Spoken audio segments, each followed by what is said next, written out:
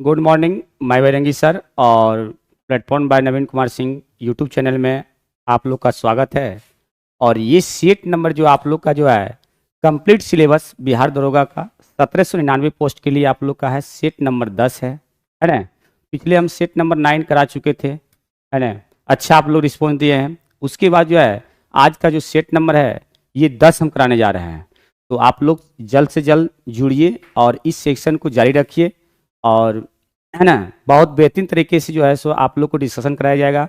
और आपका स्लाइड में भी लगा हुआ आपका पहला क्वेश्चन के लिए, और आप लोग थोड़ा भी आप लोग भी जवाब देने का कोशिश कीजिए, है ना। सारा क्वेश्चन तो हम बताएंगे ही बताएंगे, लेकिन फिर भी कोशिश कीजिए कि आप लोग भी थोड़ा सा कमेंट में बताइए कि हाँ बी होगा, सी होगा, ये होगा, तो उससे होगा कि अच्छा थोड़ा लगता है। तो प्रैक्टिस आप लोग का भी हो जाएगा, है ना। है ना, पहला क्वेश्चन जो दिया गया है ये आप इसको बताइए, है ना। पहला क्वेश्चन जो दिया गया है इसको आप लोग जो है इसको जो है बताइए और अच्छी तरह से जो है जवाब दीजिए। क्या इसका जवाब होगा नहीं होगा, है ना, इसके बारे में बताइएगा आप लोग, है ना। चलिए पहला क्वेश्चन के बताइएगा। पहला क्वेश्चन जो है आप लोग ध्यान दीजिएगा, इसमें पहला क्वेश्चन कह रहा है, पहला क्वेश्चन के बारे में बोल रहा है कि देखिएगा ये बोल रहा है पहला क्वेश्चन बहुत बढ़िया है। अबुल फजल ने समाज को 4 भागों में विभक्त करते हुए प्रथम स्थान, देखिए यहां बोल रहा है 4 भागों में विभक्त किया था, लेकिन प्रथम स्थान निम्नांकित में से किसे प्रदान किया गया था, है ना। किसको प्रदान किया गया था? प्रथम स्थान पर 4 भागों में विभाजित किया गया था, है ना।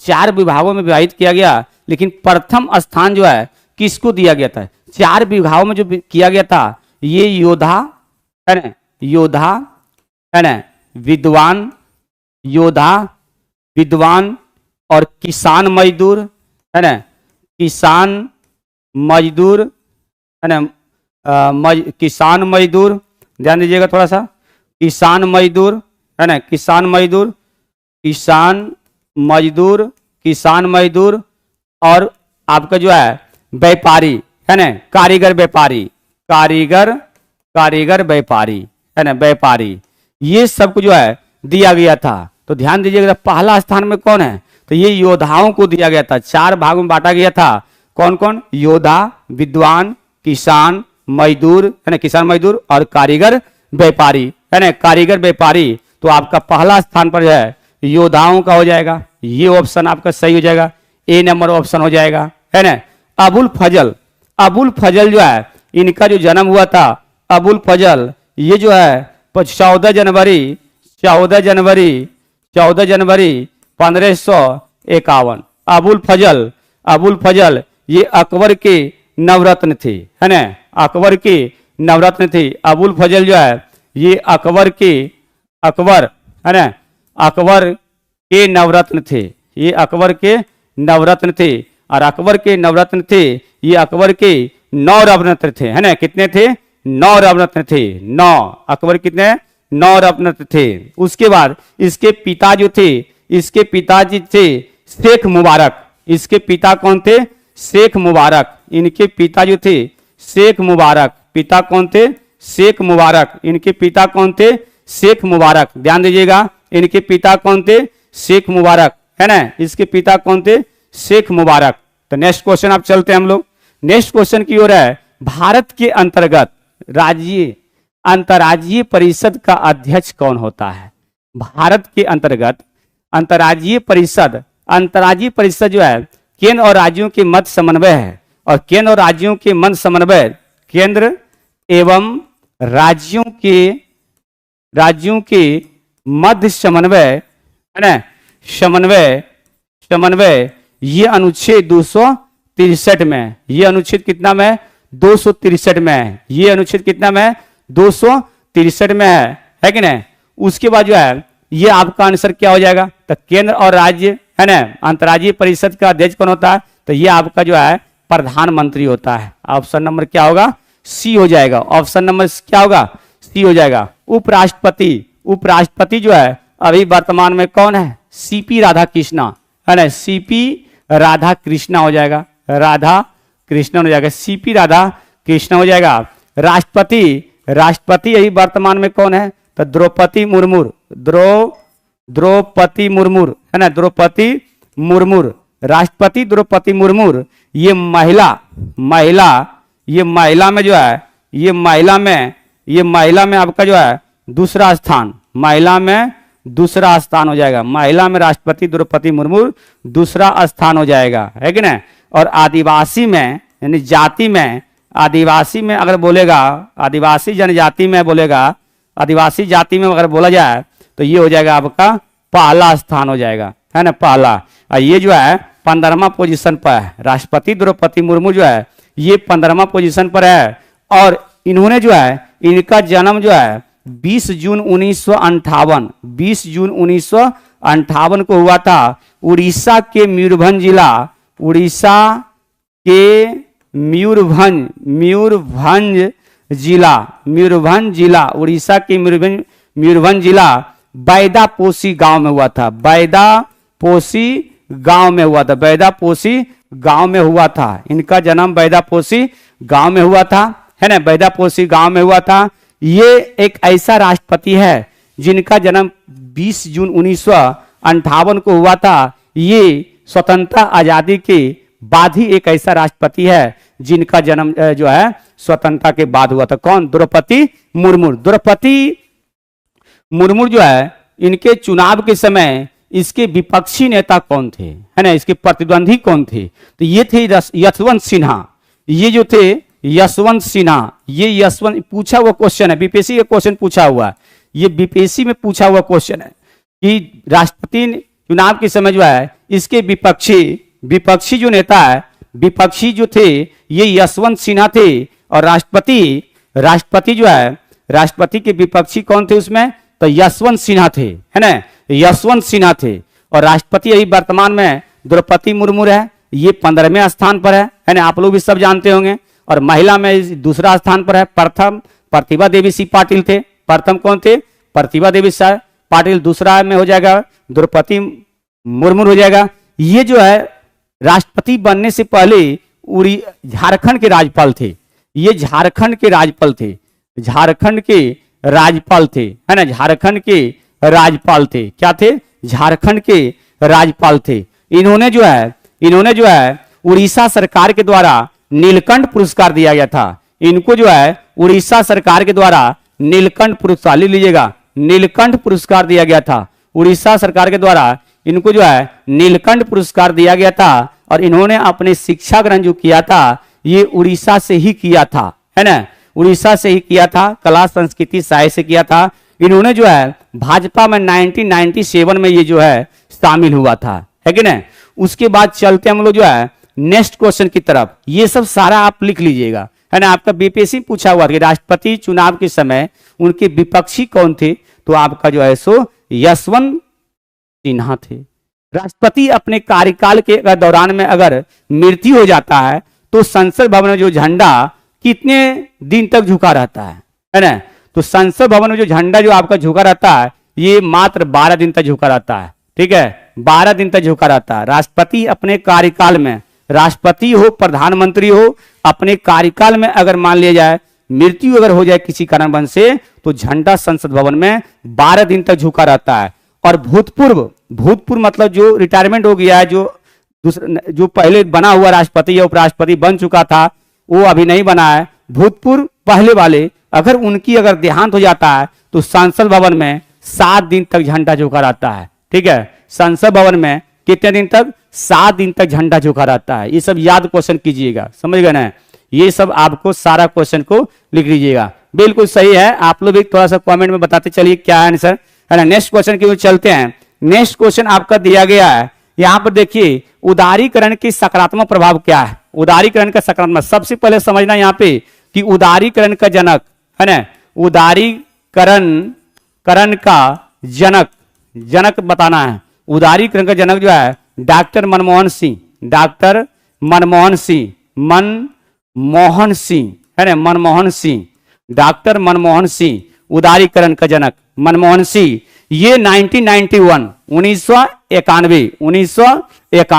है ना, 1991 हो जाएगा, है कि नहीं। बताइए आप लोग आंसर इसका क्या होगा। उदारीकरण की सकारात्मक प्रभाव क्या आ जाएगा? उदारीकरण का सकारात्मक प्रभाव क्या आ जाएगा? बताइए आप लोग। ये जो हो जाएगा, ये आपका क्वेश्चन है, विदेशी निवेश, बढ़ा हुआ उत्पादन, बिल्कुल सही है। और बढ़ी बेरोजगारी, नहीं, ये गलत है। ये सही है, बढ़ा हुआ उत्पादन सही है। अब प्रौद्योगिकी की उन्नति, इसका मतलब है कि ए और बी और डी कहां पर है, ए और बी डी, ए नंबर ऑप्शन है ना, ए नंबर ऑप्शन आपका होगा, ए बी डी है ना। उदारीकरण का जनक आपका मनमोहन सिंह, उदारीकरण 1991 है ना, 1991 बिल्कुल सही है, ध्यान दीजिएगा। उसके बाद जो है नेक्स्ट क्वेश्चन हम लोग चलेंगे, यदि संविधान परम सर्वभू है तो तत्कालिक संप्रभुता आरोपित है। अब ये समझिए, संविधान, हमारा संविधान जो है, हमारा संविधान अंततः कठोर अंततः लचीला है ना। अभी क्वेश्चन पर नहीं चलेंगे। हमारा संविधान अंततः कठोर है ना, अंततः कठोर अंततः लचीला है ना। हमारा संविधान अंततः कठोर अंततः लचीला है। अगर एक बार अगर ये सब चीज में अगर फंस जाइएगा कोर्ट कचहरी में, तो आपका सत्यानाश है। बहुत आपका डेट पर डेट आपका लॉजिक करेगा, है ना। प्रियंका वनवाल सर, डीएलएड वाले स्टूडेंट जो डीसीए किया हुआ है, वो 6 से 8 सीटेड पेपर 2 के लिए एलिजिबल है क्या? वाट राजेश शर्मा। उसके बाद ठीक है, चर्चा इस पे करेंगे, लास्ट में करेंगे थोड़ा सा, ठीक है, बता दिया जाएगा आप लोगों का, ठीक है। तो चलते हम लोग, जो हमारा संविधान जो अंततः कठोर अंततः लचीला है, और इंडिया का जो संविधान है सबसे लंबा लिखित संविधान है ना, लिखित संविधान है ना, लिखित संविधान है। अब ब्रिटेन का जो है अलिखित संविधान है, ब्रिटेन जो है अलिखित संविधान है ना, ब्रिटेन जो है अलिखित हो जाएगा। और संविधान सभा जो है ये गठन हुआ था 9 दिसंबर 1946 को हुआ था। कब हुआ था? 9 दिसंबर 1946 को, 9 दिसंबर 1946, 9 दिसंबर 1946, 9 दिसंबर 1946, 9 दिसंबर 1946 को हुआ था, है ना, 9 दिसंबर 1900 चलेंगे। उसके बाद जो है 9 दिसंबर 1946 को हमारा संविधान का जो है गठन हुआ था, और डॉक्टर राजेंद्र प्रसाद को जो है अस्थायी अध्यक्ष बनाया गया था, और ये 11 दिसंबर 1946 को बनाया गया था, है ना। और सबसे बुजुर्ग व्यक्ति थे सचिदानंद सिन्हा, है ना, सचिदानंद सिन्हा को अस्थायी अध्यक्ष चुना गया था। तो ये सब ध्यान दीजिए। हमारे संविधान को बनने में जो है 2 वर्ष 11 महीना तथा ये जो लगा था 18 दिन लगा था, 2 वर्ष 11 महीना 18 दिन लगा था। लगभग आप इसको बोल सकते हैं 3 वर्ष, है ना, लगभग 3 वर्ष बोल सकते हैं। और इसमें बैठक जो हुआ था 141 बार बैठक हुआ था, 141 बार बैठक हुआ था, 141 बार बैठक हुआ था, 114 बार बहस हुआ था, 114 बार बहस हुआ था, और 63,96,729 रुपया क्या हुआ था? 63,96,729 रुपया जो है ये खर्च हुआ था, है ना, 63,96,729 रुपया क्या हुआ था? खर्च हुआ। लगभग 64 लाख, है ना, लगभग 64 लाख। हमारे संविधान में कितने प्रकार के न्याय है ना? हमारे संविधान में जो है 3 प्रकार के न्याय है, सामाजिक, आर्थिक, राजनीतिक, है ना, सामाजिक, आर्थिक, राजनीतिक, सामाजिक, आर्थिक, है ना, आर्थिक और राजनीतिक, सामाजिक, आर्थिक, राजनीतिक, है ना, 3 प्रकार का न्याय है।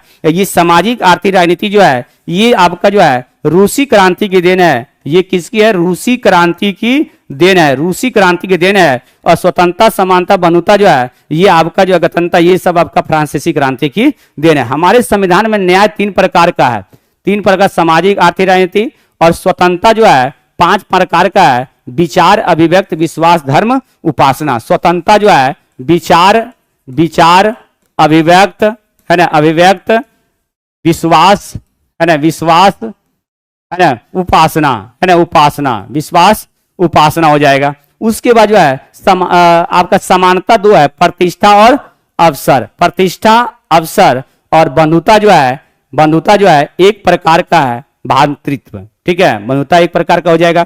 तो ये सब हम आपको चर्चा कर दिए हैं, है ना। लेकिन ये सब क्वेश्चन आपको पूछा जाता है। ये 2 वर्ष 11 महीना 18 दिन जो है ये आपका बीपीएससी भी पूछा गया है ना। तो ऐसा इतना जो क्वेश्चन हम चर्चा कर दिए हैं, इसको आप थ्योरी पढ़िएगा तब आपको कोई बताएगा, लेकिन फिर भी हम मोटा मोटी आपका चर्चा यहाँ पर कर चुके हैं। फिर भी आप डिस्कशन में अगर आ जाइएगा ना तो पूरा आपका हम क्वेश्चन का ये नहीं कि खाली आंसर इसको बता दिए इसके, नहीं संविधान है तो संविधान के बारे में पूरा डिटेल चलेंगे हम, कैसे कैसे क्या होता है। तो इसका जो आंसर हो जाएगा, आप आइए ना आंसर पर। संविधान परम संप्रभु है, तत्कालिक संप्रभुता आरोपितता ये विधि निर्माण निकाय में होता है ना, विधि निर्माण निकाय में होता है। अब विधि द्वारा विधि का शासन जो है ब्रिटेन से लिया गया आपका, है ना, ये सब चीज है। नेक्स्ट क्वेश्चन में चलते हैं हम लोग, जो है राजनीतिक विश्लेषण में दैश सिद्धांत की मान्यता है कि व्यक्ति उन कार्यों के उपयोगी करते हैं उन्हें सर्वोत्तम प्रदान करने हैं, ये क्या है? इसको आप लोग बताइए, 5 नंबर में बताइएगा। ये जो आपका जो है खेल सिद्धांत है ना, खेल सिद्धांत, ये जो हो जाएगा आपका आंसर खेल सिद्धांत हो जाएगा। जो क्वेश्चन डिस्कशन कराने लायक रहेगा उसको हम बेहतरीन तरीके से कराएंगे, जो एग्जाम में पूछा जाता है उस पर ज्यादा हम चर्चा करेंगे उस पर। ये सब आपको ध्यान से चलिएगा, नहीं तो ऐसा बोलिएगा सर आंसर ही डायरेक्ट बोल देता है, नहीं। क्वेश्चन ऐसा रहता है कुछ जो कि उसको आंसर बताइए निकलिए, कुछ क्वेश्चन ऐसा रहेगा आपको सिलेबस से बाहर ही पूछा जाता है एग्जाम में, है कि नहीं, तो उसको उतना मायने नहीं लेना है। क्वेश्चन ऐसा पढ़िए कि जिस पर जो है कुछ लगे कि हम इस पर डिस्कशन कर रहे हैं, है ना। नेक्स्ट क्वेश्चन, यूनान को किस संधि द्वारा एक राष्ट्र के रूप में मान्यता दिया गया था, है ना, किस संधि के द्वारा? आप देखिए क्वेश्चन बोल रहा है कि यूनान के किस संधि द्वारा एक राष्ट्र के रूप में मान्यता दिया गया। ये जो दिया गया था ये कुस्तुंदिया की संधि 1832 के द्वारा दिया गया था, है ना, ये आपका ऑप्शन बी हो जाएगा। वर्साई की संधि सब जानते हैं 1919 में हुआ है, वियना की संधि 1932, कुवैत की संधि 1842 में हुआ है ना, ये सब स्टैटिक टाइप में आ जाएगा संधियां तरफ में, है ना। तो कुस्तुनिया की संधि द्वारा जो 1832 में हुआ था, ये यूनान के संधियों द्वारा एक राष्ट्र के रूप में मान्यता दिया गया था। ठीक है, नेक्स्ट क्वेश्चन आ जाइएगा। निम्न में से किसने अंतरराष्ट्रीय राजनीति के गेम सिद्धांत का प्रतिपादन किया था, है ना। गेम सिद्धांत का जो प्रतिपादन किया था ये न्यूमैन किया था, है ना। ये कौन किया था? न्यूमैन किया था, है ना। गेम सिद्धांत का प्रतिपादन किया था न्यूमैन। ये सब क्वेश्चन उतना लाइक नहीं है जो एग्जाम में पूछा जाता है, लेकिन फिर भी बेहतरीन है, कोई दिक्कत नहीं है। ठीक है, इस पर ध्यान रखिएगा, इस सब क्वेश्चन पर बहुत कहीं ना कहीं ये क्वेश्चन जितना भी है कहीं ना कहीं ये पूछा हुआ ही है, लेकिन आपका डिपेंड करेगा एग्जाम बेसिस पर, मतलब आपका कौन सा एग्जाम में दे रहे हैं, आप तैयारी कर रहे हैं, उस अनुकूल से आपको क्वेश्चन का वैल्यू देखना है। सबसे पहले, राज्य की उत्पत्ति का सबसे प्राचीन सिद्धांत कौन सा? राज्य की उत्पत्ति का सबसे प्राचीन सिद्धांत कौन सा? आप देखिए, देवीय सिद्धांत, देवीय सिद्धांत, शक्ति सिद्धांत, ऐतिहासिक सिद्धांत, और इनमें से कोई नहीं। बताइए, आप लोग का जवाब आना चाहिए, है ना, आप लोग का जवाब आना चाहिए। क्या है बताइए, आप लोग का जवाब आना चाहिए, इसमें क्या हो जाएगा आंसर? बताइए आप लोग, राज्य की उत्पत्ति का सबसे प्राचीन सिद्धांत कौन सा है? देवीय सिद्धांत, शक्ति सिद्धांत, ऐतिहासिक सिद्धांत, इनमें से कोई नहीं। बताइएगा। ये जो है बताते हैं, देवीय सिद्धांत जो है इसमें ऋग्वेद, यजुर्वेद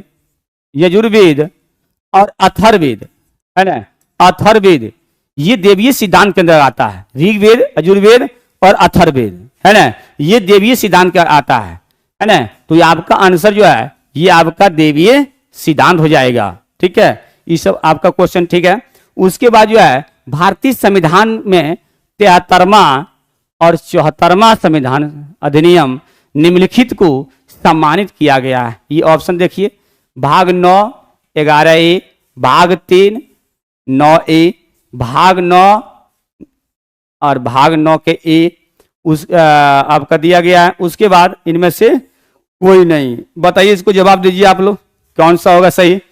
हाँ, बिल्कुल सही है, एकदम बहुत अच्छा क्वेश्चन है। ये भारतीय संविधान के 73वां में आपका जो है ये कौन से भाग पंचायती राज और नगर पालिका, है ना, पंचायती राज और नगर पालिका। तो पंचायती राज 73वां संविधान संशोधन और नगर पालिका 74वां संविधान संशोधन।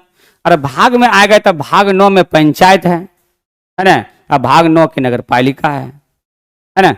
तो ध्यान दीजिए, भाग 9 कहाँ है? तो भाग 9 आपका सी हो जाएगा आंसर, भाग 9 और भाग 9 के को हो जाएगा, को मतलब ए। ठीक है, को मतलब एक हो जाएगा, ए हो जाएगा। इसके बाद आप चलते हैं, राज्य की उत्पत्ति के सिद्धांत में राजनीतिक दल चेतना एक कारक है। चेतना जो एक कारक है ये क्या है? चेतना 10 नंबर क्वेश्चन का जो है ये जो क्वेश्चन चेतना जो है ये आपका विकासवादी सिद्धांत है ना, विकासवादी सिद्धांत, विकासवादी सिद्धांत। राज्य की उत्पत्ति के सिद्धांत में राजनीतिक चेतना एक कारक है, क्या है? विकासवादी सिद्धांत है ना? विकासवादी सिद्धांत, विकासवादी सिद्धांत। नेक्स्ट क्वेश्चन चलिएगा, my father is an engineer. ये तो ऐसी अभी आप इंग्लिश बता सकते हैं इसको, है कि नहीं? इसको भी बता सकता है, my father is an honest man, an engineer. ये सब इंग्लिश वाला सर बताएंगे, ऐसे आंसर सही कर लीजिए, इसको एन हो जाएगा, हम बता देते हैं, अगर कुछ मालूम रहेगा हम बता देंगे आपको, है कि नहीं? इसको चलिए इसका आंसर आप लोग बना लीजिएगा, है ना? इसको answer which of the following is department, ये सब इंग्लिश डिपार्टमेंट का सर है ना? नेक्स्ट क्वेश्चन, निम्नलिखित शब्दों में कौन सा एक वचन है? हाँ ये बता सकते हैं हम, ये छाया आपका हो जाएगा, है ना? छाया आपका एक वचन हो जाएगा। उसके बाद नेक्स्ट आपका है कि उसका भविष्य उज्जवल, है ना? इस वाक्य में काले शब्द का शुद्ध वर्तनी कौन है ना? तो उज्जवल तो ये तो कोई ही बताएगा, उज्जवल कैसे लिखाता है, शुद्ध वर्तनी यहाँ पे बोल रहा है, तो उज्जवल आपका क्या होगा? ये हो जाएगा उज्जवल, है ना? ये हो जाएगा आपका 14 नंबर का आंसर, क्या होगा? 1 हो जाएगा, है ना? उज्जवल, शुद्ध वर्तनी, ये सब पढ़ने का क्या, ये सब तो हिंदी चीज है कि नहीं? उसके बाद जो है एक आयताकार, ये तो आपका मैथ वाला आ जाएगा डिपार्टमेंट। निम्नलिखित में से कौन सा कथन सत्य नहीं है? ये मैथ का है ना? 7 क्रमागत मैथ हो जाएगा आपका, ये सब बना लीजिएगा आप लोग। उसके बाद यहां पर मैथ है, आ जाइएगा यहाँ पे 21 नंबर जो क्वेश्चन आपका जो है जी, किस यात्री के अनुसार विजयनगर के बाजार में प्रचुर मात्रा में फलों, अंगूर, संतरों, नींबू, अनार, कटहल तथा आम से भरे रहते हैं और सभी बहुत सस्ती थी? ये जो है फरनाओनुनिज, ये आंसर आपका होगा फरनाओनुनिज। और ये समझिएगा विजयनगर, विजयनगर को लाइए इधर पहले, ठीक है? विजयनगर, विजयनगर के बारे में से ही क्वेश्चन आपको पूछेगा ज्यादातर के, ये सब बिहार पर दीजिए, बिहार दरोगा दीजिए। विजयनगर की जो स्थापना किया था, विजयनगर ध्यान दीजिएगा, विजयनगर की स्थापना जो किया था, स्थापना ये 2 भाई थे, हरिहर एवं बुक्का, हरिहर, है ना? हरिहर एवं बुक्का, 2 भाई ने किया था, और ये किया था 1336 में किया था। अपने पिता के नाम पर संगम राजवंश की स्थापना किया था, अपने पिता के नाम पर, अपने, है ना? अपने पिता के नाम पर, पिता के नाम पर संगम वंश की स्थापना किया था, है ना? संगम वंश। अब विजयनगर साम्राज्य की अगर वंश का क्रम अगर पूछ दिया जाए तो क्या मारेंगे आप लोग? विजयनगर साम्राज्य का अगर वंश पूछ दिया जाए तो सबसे पहले संगम वंश, संगम वंश, संगम, सुलूब, है ना? सुलूब, तुलूब, तुलूब और अराविडू, है ना? अराविडू, अराविडू में विजयनगर का जो है, ये विजयनगर साम्राज्य का जो है आपसे पूछा जाए इसका वंश का क्रम क्या होगा, वंश का क्रम पूछेगा आपसे, क्वेश्चन पर मत जाइए अभी, यहाँ पे यहाँ समझिए विजयनगर के बारे में। विजयनगर साम्राज्य की स्थापना हरिहर बुक्का ने 1336 में किया था, ये अपने पिता संगम के नाम पर किया था, और इसका वंश का क्रम बताइए आप, है ना? पहला संगम वंश, दूसरा सुलूब, तीसरा तुलुब, चौथा क्या? अराविडू, है ना? चौथा क्या हो जाएगा? अराविडू हो जाएगा। तो ये बताइएगा, बोलेगा विजयनगर साम्राज्य के जो है चौथे वंश कौन थे, है ना? चौथे वंश कौन थे? तो क्या बताइएगा आप? चौथा अराविडू हो जाएगा। प्रथम कौन थे? तो संगम हो जाएगा। दूसरा कौन थे? सुलूब हो जाएगा, है ना? उसके डोमिगस पायस, डोमिगस पायस जो है ये जो है कृष्णदेव राय के शासनकाल में आया था, कृष्णदेव राय। ये सब क्वेश्चन पूछा जाता है। ये 1520 से 22 इसका अवधि था, 1520 से 22, है ना? नेक्स्ट क्वेश्चन हम चलते हैं। नेक्स्ट में मुगल काल में तस्लीमा का शाब्दिक अर्थ क्या होता है? तस्लीमा जो का शाब्दिक अर्थ जो होता है ये अभिवादन होता है ना? अभिवादन, अभिवादन होता है। बी नंबर ऑप्शन चला जाएगा आपका। नेक्स्ट क्वेश्चन है हड़प्पा काल। आ जाइए हड़प्पा, थोड़ा सा हड़प्पा के बारे में आइएगा कि हड़प्पा, हड़प्पा सभ्यता, है ना, को सिंधु घाटी सभ्यता के नाम से आता है ना? सिंधु घाटी, सिंधु घाटी सभ्यता, सिंधु घाटी सभ्यता के नाम से जाना जाता है ना? हड़प्पा सभ्यता को सिंधु घाटी सभ्यता के नाम से आता है। और उसके बाद आप बताइएगा, यहां पर दिया गया है कि हड़प्पा काल के दौरान अनेस्ट मैक पुरातात्विक अर्नेस्ट मैक पुरातत्विक के द्वारा कौन सा पुस्तक जो है लिखा गया था। मतलब बोल रहा है किसके, अर्नेस्ट मैक के द्वारा, अर्नेस्ट मैक के द्वारा जो है पुरातात्विक के द्वारा कौन सा पुस्तक जो है लिखा गया था। ध्यान दीजिएगा, कौन सा पुस्तक लिखा गया था, है ना। तो बताइए, फर्दर एक्सपेंशन एट मोहनजोदड़ो, ये तो लिखा ही गया था जी। Early and civilisation, early and civilisation, ये भी लिखा गया था, है ना। Mohenjodaro and the Indus civilisation, ये जॉन मार्शल के द्वारा लिखा गया। जॉन मार्शल, ये जॉन मार्शल के द्वारा लिखा गया, ठीक है, जॉन मार्शल के द्वारा लिखा गया। सी नंबर ऑप्शन है ना, सी नंबर हो जाएगा, सी नंबर हो जाएगा आपका, है ना, सी नंबर आपका ये हो जाएगा, आपका सी नंबर आंसर सही है। उसके बाद नेक्स्ट क्वेश्चन, औपनिवेशिक शहर के निर्माण के समय पहला हिल स्टेशन शिमला की स्थापना कब हुआ था, ये बताइए आप लोग, इसको बताइएगा, है ना।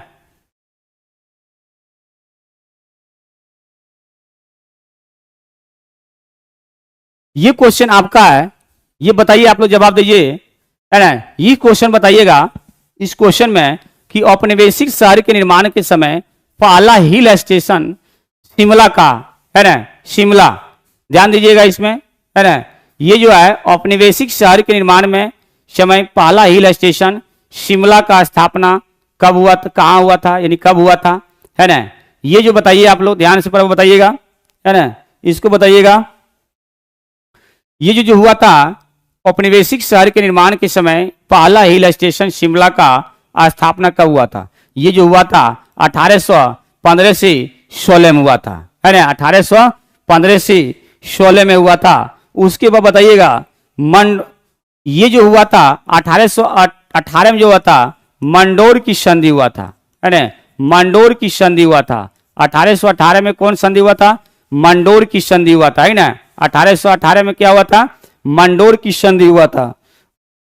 उसके बाद जो है नेक्स्ट क्वेश्चन में आप आ जाइएगा, 600 ईसा पूर्व से 600 ईस्वी तक सामाजिक विषमताओं के कारण इस वर्ग की जीविका 3 उच्च वर्णों की सेवा करना परम कर्तव्य माना जाता है।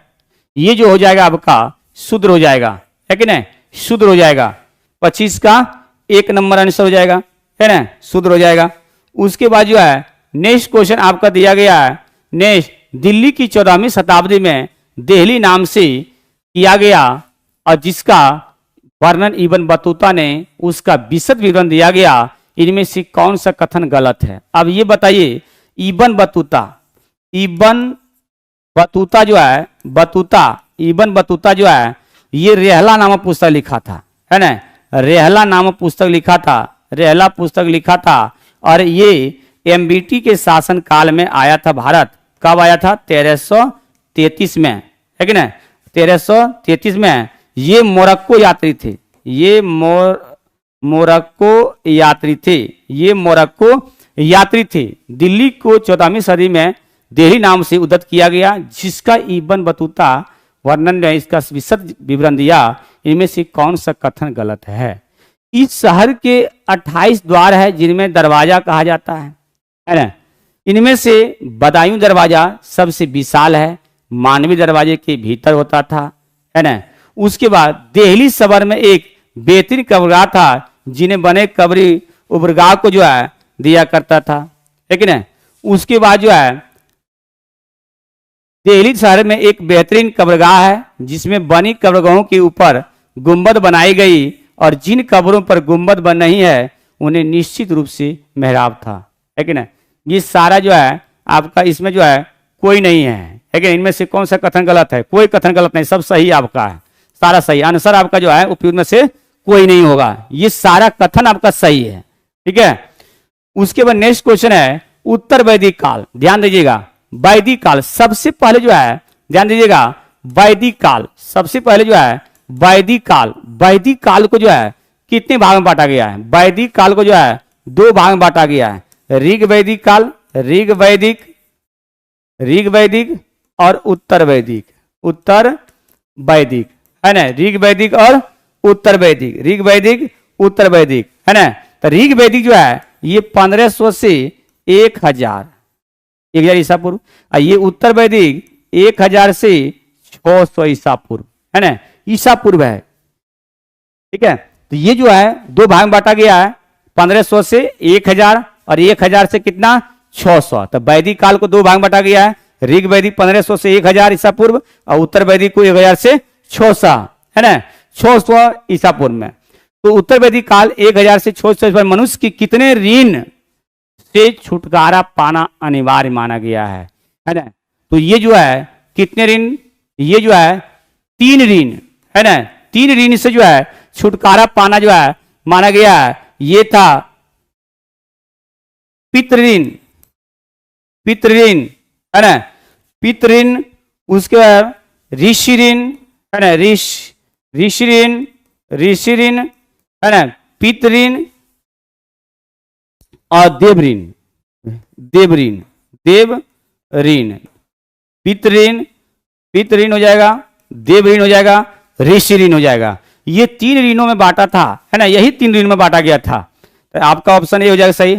उसके मध्यकालीन फ्रांस में चर्चा को 1 वर्ष के अंतराल में कृषक से उसकी उपज का 10वां भाग लेने का अधिकार था, जिसे क्या कहा गया था? बताइए। क्वेश्चन बहुत बढ़िया क्वेश्चन है।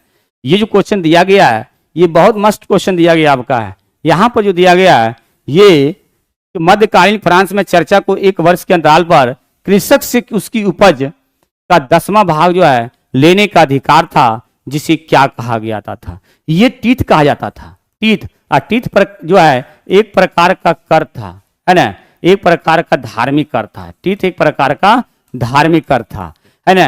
टीले जो है एक प्रकार का भूमि कर था, है ना, एक प्रकार का भूमि कर। टीले एक प्रकार का भूमि कर था, भूमि कर। तीर्थ जो है एक प्रकार का धार्मिक कर था और टीले जो है, टेले जिसको बोला जाता है, एक प्रकार का जो है भूमि कर था, है ना। तो आपका आंसर जो होगा तीर्थ हो जाएगा। नेक्स्ट क्वेश्चन में चलते हम लोग। हड़प्पा काल के दौरान तांबा संभवतः अरब प्रायद्वीप के दक्षिण पश्चिम छोर पर स्थित किस जगह लाया गया था? है कि नहीं, किस जगह लाया गया था? ध्यान दीजिएगा इसको, है ना, इसमें आप लोग ध्यान दीजिएगा।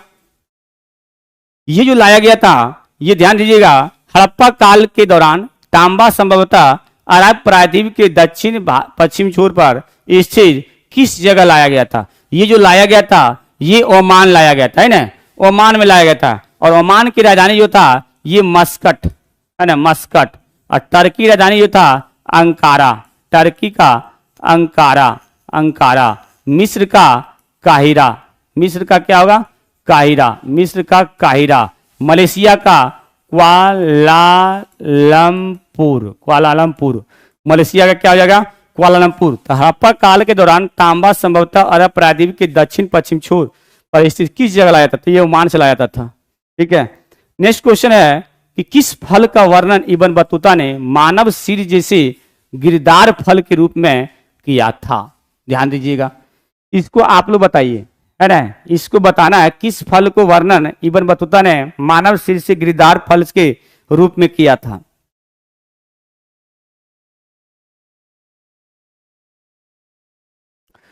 किस फल का वर्णन इब्न बतूता ने मानव सिर जैसे गिरदार फल के रूप में किया था? ये जो किया था नारियल, और नारियल जो किया था अब ध्यान दीजिएगा थोड़ा सा, नारियल का जो तेल है, नारियल, नारियल का तेल, ठीक है, नारियल का तेल और एगो ताड़ का तेल, ताड़ का जो तेल है, ताड़ का तेल, ये दोनों में वसा नहीं पाया जाता है, वसा नहीं पाया जाता है, वसा बहुत कम मात्रा में रहता है। इसीलिए केरला लोग जो है ज्यादा नारियल का ही उपयोग किया जाता है कि नहीं। और नारियल का कौन सा भाग खाते हैं? तो भ्रूण पोष खाते हैं, भ्रूण पोष खाया जाता है, भ्रूण पोष खाया जाता है। नारियल, सुपारी, ये सब क्या भ्रूण पोष खाया जाता है। आम का कौन सा भाग खाते हैं? ये मध्य फल भीति खाते हैं। आम का जो है मध्य फल भीति खाया जाता है, आम का मध्य फल भीति खाया जाता है। आम का फलों का राजा बोला जाता है, आम को फलों का राजा, फलों का राजा कहा जाता है, आम का फलों को राजा कहा जाता है ना। अब फलों का रानी लीची को कहा जाता है। फलों की रानी जो है, फलों की रानी, फलों की रानी, फलों की रानी ये लीची कहा जाता है, लीची को फलों की रानी लीची कहा जाता है। फलों की रानी किसको बोलते हैं? लीची कहा जाता है ना। अमरूद मध्य फल बीती और बीज भी खाया जाता है अमरूद का, है ना। अमरूद का जो है फल बीती और बीजांडसन खाया था। फल बीती और बीजांडसन खाया था। फल भी खाते हैं और बीज भी खाते हैं, बीजांडसन, फल बीती, बीजांडसन, है कि नहीं। उसके बाद जो है पपीता का मध्य फल बीती खाते हैं, मध्य फल बीती खाते हैं, मध्य फल बीती खाते हैं, मल फल बीती खाते हैं। ये सब ध्यान दीजिएगा आप लोग। उसके नेक्स्ट क्वेश्चन चलते हैं हम लोग। भक्ति आंदोलन, बहुत बढ़िया क्वेश्चन है ये। इस क्वेश्चन भी हमारे भक्ति आंदोलन को दक्षिण भारत से उत्तर भारत में किस संतों के द्वारा लाया गया था? भक्ति आंदोलन को जो है उत्तर भारत से दक्षिण भारत में किस संतों के द्वारा लाया गया था, है ना। किस संत के द्वारा लाया गया था बताइए इसको थोड़ा सा, है ना। ये जो लाया गया था रामानंद के द्वारा लाया गया था। और रामानंद का जन्म जो हुआ था, ये जन्म जो हुआ था ये आपका प्रयागराज में हुआ था। कहाँ हुआ था? प्रयागराज में हुआ था, है ना। प्रयागराज में हुआ था। इसका ईस्वी को फिक्सबुल नहीं है, ठीक है। ऐसी आपका 1400 ईस्वी के आसपास है, लेकिन इससे कम भी आपको मिलेगा। रामानुजाचार्य जो है ये विशिष्टाद्वैतवाद के प्रतिपादक थे। द्वैतवाद है ना, विशिष्टाद्वैतवाद के प्रतिपादक थे। अद्वैतवाद के जो थे, अद्वैतवाद के जो प्रतिपादक थे ये शंकराचार्य थे। अद्वैतवाद का थे शंकराचार्य थे, है ना। शंकराचार्य अद्वैतवाद के कौन थे? शंकराचार्य थे, है ना। शंकराचार्य लिख दीजिएगा, शंकराचार्य। अद्वैतवाद के कौन थे? अविशिष्टाद्वैतवाद के छे, द्वैतवाद के छे निम्बाकाचार्य। द्वैतवाद के थे ये निम्बाकाचार्य थे। निम्बाकाचार्य थे, है ना। निम्बाकाचार्य थे, ध्यान दीजिएगा इसमें। उसके बाद नेक्स्ट क्वेश्चन चलिए। नेक्स्ट क्वेश्चन जो है चिदम्बरम, तंजावुर, गंगईकोंड, चोलपुरम के विशाल शिव मंदिर किस वंश धर्म की मदद से निर्मित किया गया था? ध्यान दीजिएगा थोड़ा सा, बहुत बेहतरीन क्वेश्चन ये दिया गया है। चिदम्बरम, तंजावुर, गंगईकोंड, चोलपुरम के विशाल शिव मंदिर किस वंश धर्म की मदद से निर्मित हुआ था, है ना। चिदम्बरम, तंजावुर, गंगईकोंड, बताइए कोई।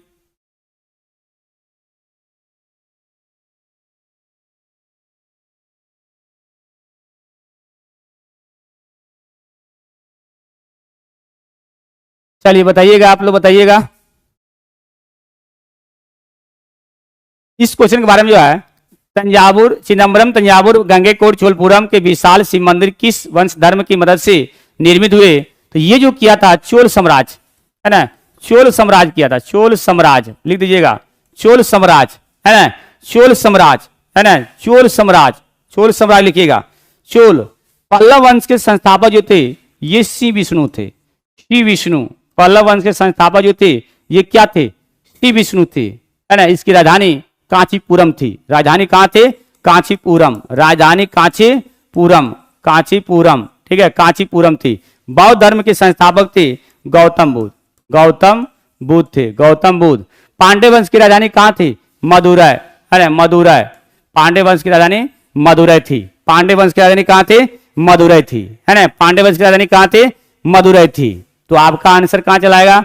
इनमें से कोई नहीं में हो जाएगा, माने चोल साम्राज्य हो जाएगा, चोल साम्राज्य का हो जाएगा। नेक्स्ट क्वेश्चन आप चलेंगे, सूफी और राज्यों के बारे में कौन सा कथन सही है? सूफी और राज्यों के बारे में कौन सा कथन सही है? अब ये दिमाग लगाइए, कौन सा कथन सही है बताइए, कोई भी बताइए इसको ध्यान से। सूफी के बारे में बताइए, ये कौन सा कथन सही है ना। ये जो है सबसे पहले जो है शासक अपनी कब्र सूफी दरगाहों और खनकाहों के नजदीक बनाना चाहते थे, बिल्कुल सही है ना। औलिया मदस के रूप में ईश्वर से लोगों को ऐतिहासिक और आध्यात्मिक दशा के बिगाड़ने की बात करते थे, गलत है। शेख मुइनुद्दीन चिश्ती के अनुयायी उन्होंने सुल्तान मुल्क थे, ये भी गलत है। इनमें से एक सही नहीं, ये सही आपका 1 नंबर सही है। 33 नंबर आपका 1 हो जाएगा, है ना। ये 34 का जो है किस गवर्नर जनरल के समय 1861 ईस्वी में इंडियन काउंसिल एक्ट पारित और पोर्टफोलियो प्रणाली लागू किया गया था, पोर्टफोलियो प्रणाली लागू किया गया था 1861 में। ये जो किया गया था लॉर्ड कैनिंग किया गया था, है ना, लॉर्ड कैनिंग, है ना, लॉर्ड कैनिंग। ये जो किया गया था लॉर्ड कैनिंग जो है 1856 से 62 रहा था। लॉर्ड कैनिंग जो है 1856 से 1862 रहा था। किसका? लॉर्ड कैनिंग का 1856 से 1862। और इसका जो है 1869 से ये 72 रहे थे, है ना, 1869 से 72 रहे थे। बताइए, 1869 से 72 रहे थे। उसके बाद जो है ये जो रहे थे 1876 से 80 रहे थे, 1876 से 80 रहे थे, है कि नहीं? तो इसका जो आंसर जो हो जाएगा लॉर्ड कैनिंग जो है भारत के अंतिम गवर्नर जनरल और प्रथम वायसराय, ठीक है। भारत का अंतिम गवर्नर जनरल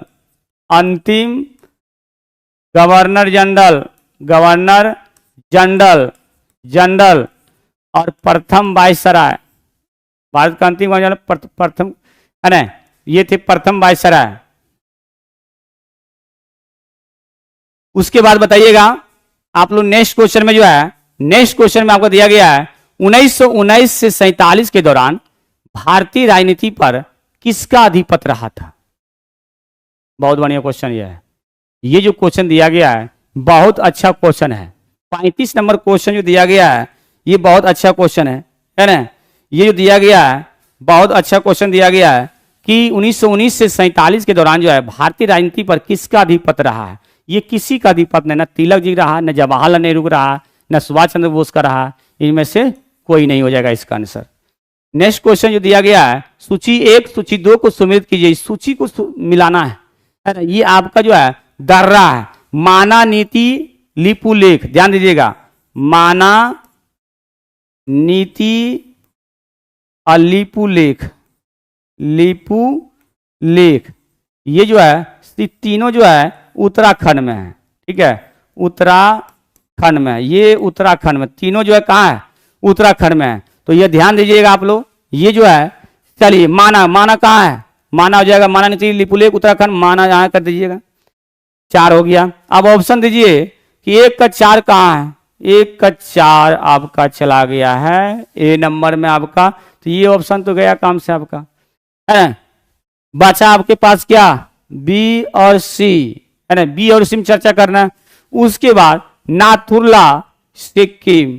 नाथुला सिक्किम चला गया। एक बी का 1 देख लीजिए, बी का एक यहां भी 1 है। अब इधर चलेगा जोरजिल्ला जम्मू कश्मीर। सी का 2 इसका मतलब है कि हमारा बी नंबर ऑप्शन चला गया है। ये बी नंबर ऑप्शन है ना। अब मिला सकते हैं इसमें, है ना। शिव किला हो जाएगा आपका, कहाँ पे? शिव किला हो जाएगा हिमाचल प्रदेश। मिला दीजिए, हो गया आपका, है ना। सारा क्वेश्चन आपका ठीक है।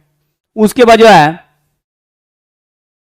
नेक्स्ट क्वेश्चन है कि निम्नलिखित को सुमेलित करके सही तथ्य का चयन कीजिए, है ना। इसको ध्यान दीजिए, आप लोग बताइए। 37 नंबर जो क्वेश्चन है आप लोग बताते चलिएगा। 37 नंबर जो क्वेश्चन है आप बताइएगा। 37 नंबर क्वेश्चन जो है सबसे पहले एक विमीय जो है, एक विमीय ये जो हो जाएगा ये वृत्त आरेख हो जाएगा। 3, 1 का 3 कहाँ है? 1 का 3 यहाँ है, ठीक है।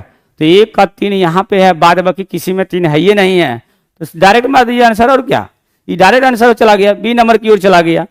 बी का 2 हो जाएगा, 2 विमीय पिरामिड हो जाएगा। 3 का 4 हो जाएगा, 3 का 4 हो जाएगा, गोली हो जाएगा। अब बीमार रहित का बिंदु हो जाएगा, खत्म कहानी हो गया आपका। 1 से 2 जाते जाते आंसर आ जाएगा आपका, है कि नहीं। उसके बाद जो है नेक्स्ट क्वेश्चन चलिएगा। सहारा रेगिस्तान के पूर्वी भाग में उत्तरी पूर्वी तथा पूर्वी दिशाओं में चलने वाली गर्म तथा शुष्क हवा को क्या कहते हैं, है ना। ये जो मिस्टल जो चलती है ना, मिस्टल, ये स्पेन की ठंडी शुष्क हवा है। स्पेन की जो है ठंडी गर्म शुष्क हवा है ना। स्पेन का हबूब जो है ना ये सूडान की है। हबूब जो है ये सूडान की है। हबूब जो है ये सूडान की है। और हरमटन तो आपका रेगिस्तान का है ना, सारा रेगिस्तान का। तो ये आपका गर्म शुष्क, ये नंबर हो जाएगा आपका आंसर। तो ध्यान दीजिएगा, मिस्टर लिख लीजिएगा स्पेन का है, हबूब आपका कहाँ का, सूडान का है ना।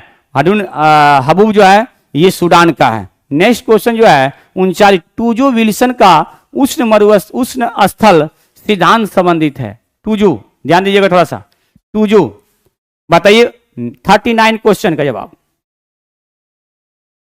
ये जो है टूजो विल्सन का उष्ण सिद्धांत है, ये ज्वालामुखी की उत्पत्ति से है ना। अब ये बताइए ज्वालामुखी, ज्वाला है ना, ज्वालामुखी जो है विस्फोट करता है, विस्फोट जब करता है, विस्फोट करता है तो क्या निकलता है? तो इसमें आपका जलवाष्प है ना, जलवाष्प निकलेगा, जलवाष्प निकल जाएगा, H2O निकल जाएगा, SO2 निकलेगा है ना, CO2 निकल जाएगा, ये सब आपका का SO2 निकल जाएगा, आपका CO2 निकल जाएगा, आपका है ना, जल निकलेगा, ये सब गैस निकलता है। तो आंसर आपका क्या होगा? एक नंबर हो जाएगा टूजो विल्सन।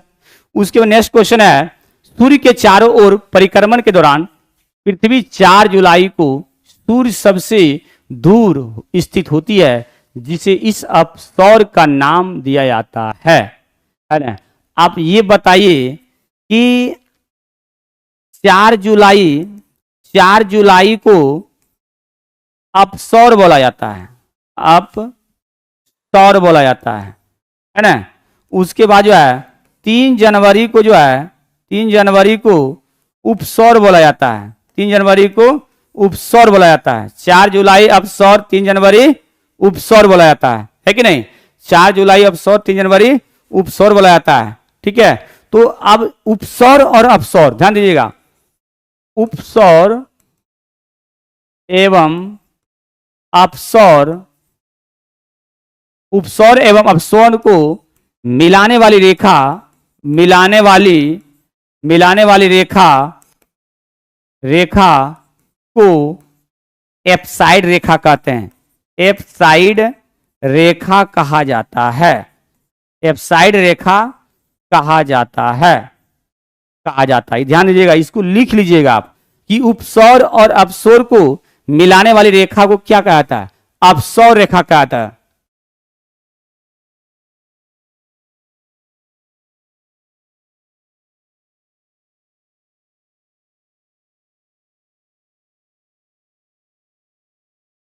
चलिए बताइएगा, उपसौर एवं अपसौर को मिलाने वाली रेखा को एप्साइड रेखा कहा जाता है ना, एप्साइड रेखा कहा जाता है। ये जो अपसौर जो होता है ये 4 जुलाई को अपसौर होता है और 3 जनवरी को क्या आता है? उपसौर होता है। तो क्या हो जाएगा आपका? ये आपका बी नंबर ऑप्शन चला जाएगा आंसर। चलिए उसके नेक्स्ट क्वेश्चन जो दिया गया आपका, काली क्रांति, काली क्रांति आपका आ जाएगा पेट्रोलियम है ना, काली क्रांति आपका पेट्रोलियम हो जाएगा, पीली क्रांति तिलहन हो जाएगा और मीठी क्रांति मधुमक्खी हो जाएगा, अब वर्तुल क्रांति क्या हो जाएगा? यानी गोल क्रांति आपका जगह आलू हो जाएगा। तब मिला लीजिए, काली क्रांति 1 का 4, 1 का 4 कहाँ पे है? 1 का 4 यहाँ है, सी नंबर में हो जाएगा। बी का 3, पीत क्रांति, पीली क्रांति तिलहन, ये आपका हो जाएगा ऑप्शन नंबर क्या? सी हो जाएगा, ऑप्शन नंबर सी। इसको मिलाइए, ये मिलान करने वाला है, ये सब तो आप लोग भी मिला सकते हैं, है कि नहीं? इसको मिलाइए, काली क्रांति पेट्रोलियम हो जाएगा, पीली क्रांति इसको बोलते तिलहन हो जाएगा, मीठी क्रांति शहद मधुमक्खी हो जाएगा है ना, और वर्तुल मतलब गोल जो होता है वे आपका कहाँ हो जाएगा? आलू हो जाएगा, ठीक है, आलू हो जाएगा। इसको देखिएगा। नेक्स्ट क्वेश्चन पे चलते हैं, शहरी पर्यावरण के निम्नीकरण मुख्य रूप से किसके द्वारा होता है? शहरी पर्यावरण है ना। तो ये जो है शहरी पर्यावरण जो है, इनमें से निलंबित कण पदार्थ, कार्बन डाइऑक्साइड, वाहन उत्सर्जन और इनमें से कोई नहीं। बताइए आप लोग।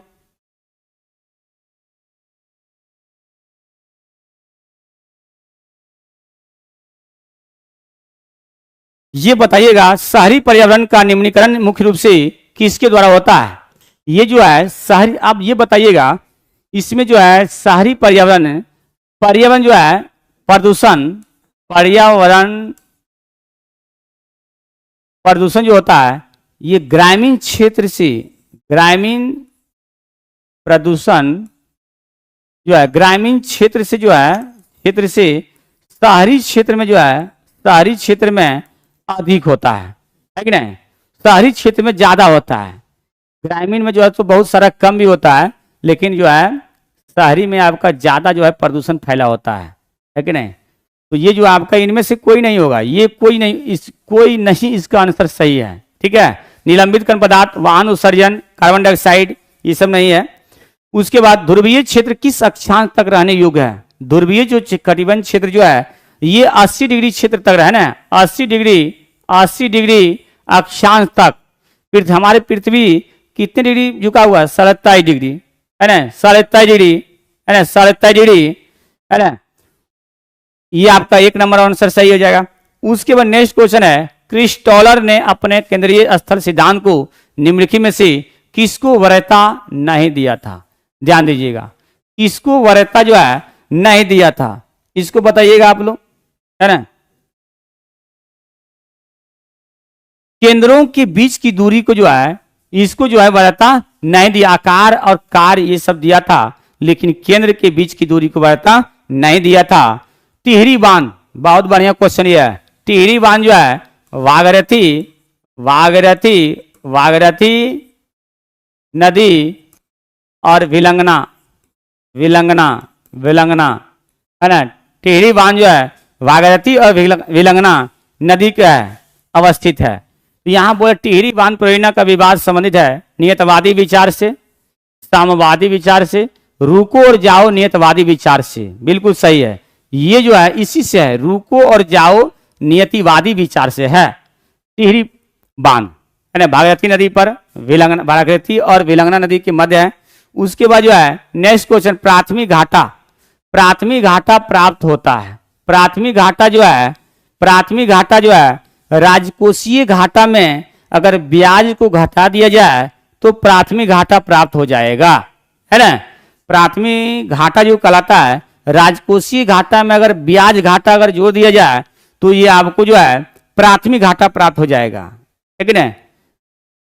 तो आपका क्या हो जाएगा? तो ये नंबर हो जाएगा राजकोषीय घाटा माइनस ब्याज घाटा, ये हो जाएगा आपका, है कि नहीं। अब प्राथमिक घाटा है ना, प्राथमिक घाटा कैसे प्राप्त किया जाएगा? प्राथमिक घाटा प्राप्त होता है तो राजकोषीय घाटा माइनस ब्याज अदायगी, ये हो जाएगा आपका प्राथमिक घाटा। उसके बाद नेक्स्ट क्वेश्चन है, डैश तुलनात्मक रूप से ज्ञान और एक न्याय क्षेत्र में जिसमें वैज्ञानिक, अर्थशास्त्री, दार्शनिक और अन्य सामाजिक विज्ञानी साथ साथ काम करते हैं, ये क्या कहलाता है? गरीबी और बेरोजगारी का नियंत्रण, पहला ऑप्शन। दूसरा मुद्रास्फीति का नियंत्रण। तीसरा विकास की सत्ता। चौथा अधिकतम आर्थिक विकास के स्तर। ये आंसर आपका होगा क्या? विकास के सत्ता हो जाएगा, है कि नहीं। गरीबी, अब ये बताइएगा गरीबी किसे कहते हैं? ध्यान दीजिएगा थोड़ा सा। गरीबी जो बोला जाता है जिसके पास कपड़ा, मकान और रोटी, ये तीनों नहीं है, ये तीनों जो है तीनों नहीं है, ये गरीबी कहलाता है। जिसके पास, देखिए आपका आरपीएफ एसआई में पूछा गया ये क्वेश्चन कि गरीबी का अर्थ क्या है? गरीबी का अर्थ क्या है? तो जिसके पास कपड़ा, मकान, रोटी नहीं है, ये क्या कहलाएगा? गरीबी, है ना। ये आपका गरीबी कहलाता है। और जिसके पास अगर तीनों है तो वे अमीर के अंतर्गत आ जाएगा, है ना। वो क्या आ जाएगा?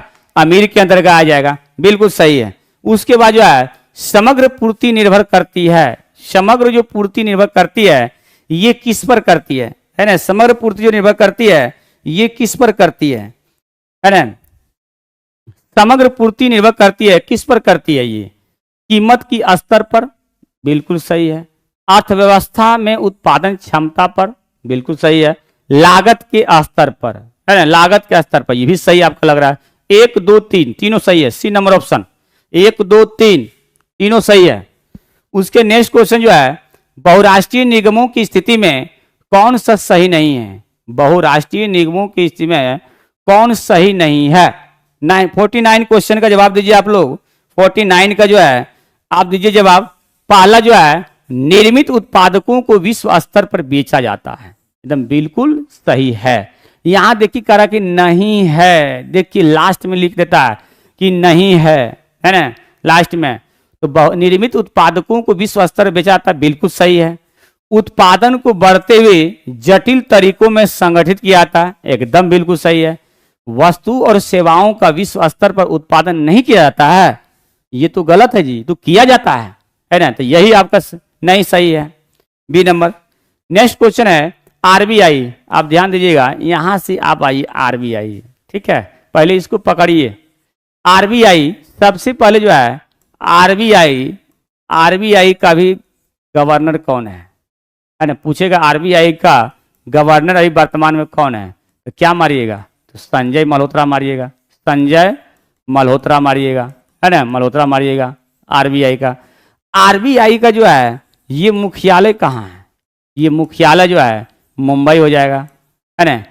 आरबीआई का लोगो क्या है, आरबीआई का लोगो, लोगो जो है ये ताड़ का पेड़ है, ताड़ का पेड़ है, और उसके नीचे बंगाल टाइगर है ना, ताड़ के नीचे बंगाल टाइगर है। आरबीआई को बैंकों का बैंक कहा जाता है, आरबीआई को बैंकों का बैंक कहा जाता है, आरबीआई को बैंकों का बैंक कहा जाता है। आरबीआई का स्थापना 1 अप्रैल 1935 को हुआ था। आरबीआई का राष्ट्रीयकरण 1949 में हुआ था, है ना, आरबीआई का राष्ट्रीयकरण 1949 में हुआ था।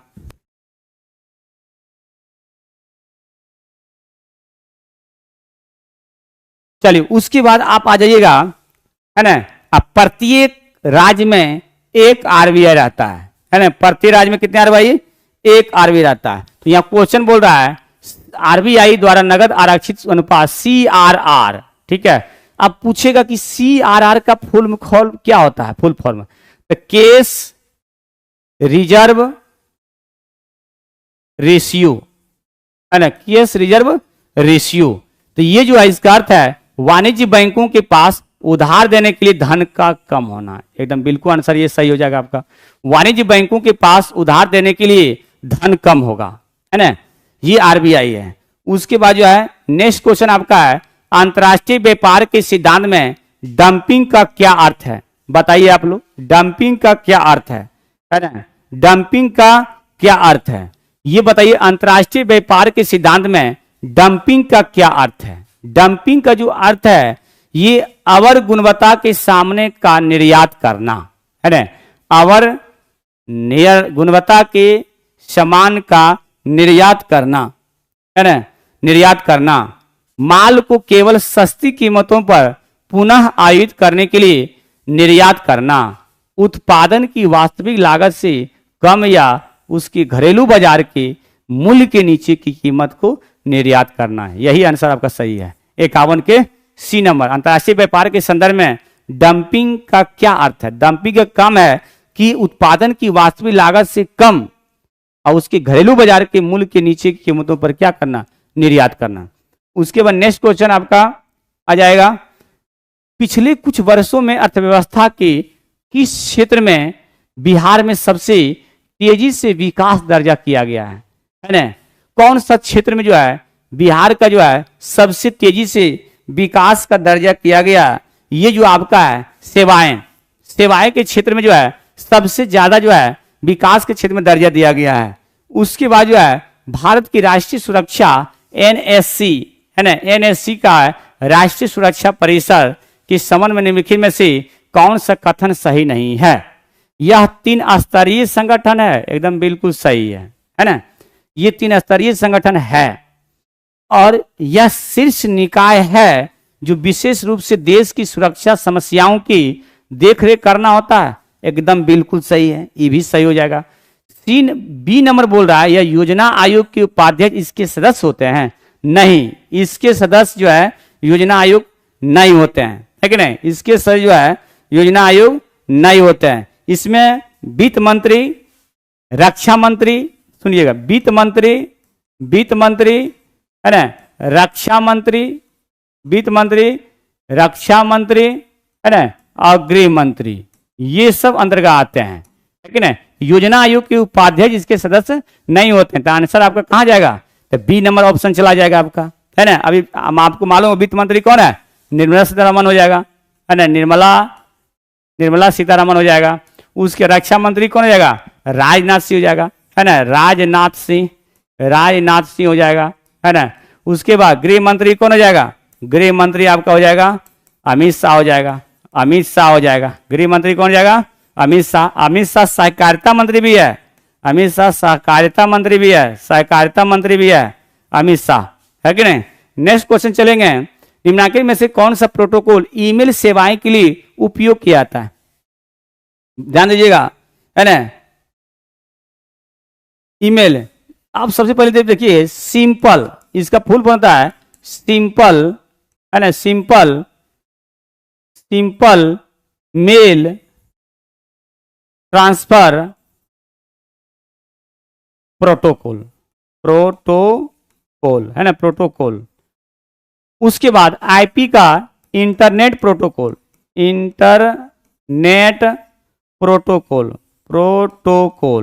ठीक है, protocol. HTTP hyper text transfer protocol, hyper transfer protocol, ये सब ठीक लिख लीजिएगा। एचटीटीपी का full form hyper text transfer protocol, IP का इंटरनेट प्रोटोकॉल, और एसएमटीपी का सिंपल, है ना, simple mail transfer protocol, simple MAIL, simple mail transfer protocol. तो आपका निम्नलिखित में से कौन सा प्रोटोकॉल ईमेल के सेवाओं के लिए उपयोग है, तो एसएमटीपी।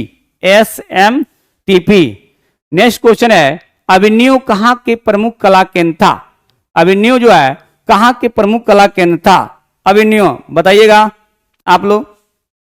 अभिनव जो है ये आपका फ्रांस के थे, अभिनव कहाँ के थे, ये जो थे ये फ्रांस के थे, अभिनव कहाँ का प्रमुख कलाकार थे, ये फ्रांस के थे। नेक्स्ट क्वेश्चन है, GSAT-30 उपग्रह का संबंध किससे था, ये सब करंट है सारा, इसे याद रखिएगा। GSAT-30 एकदम बढ़िया क्वेश्चन करंट दिया गया, ये इसको रट लीजिएगा बढ़िया। GSAT-30 का संबंध जो है ये किससे था, ये टेलीकम्युनिकेशन है, ये टेलीकम्युनिकेशन आपका दिया गया है, ये टेलीकम्युनिकेशन है GSAT-30।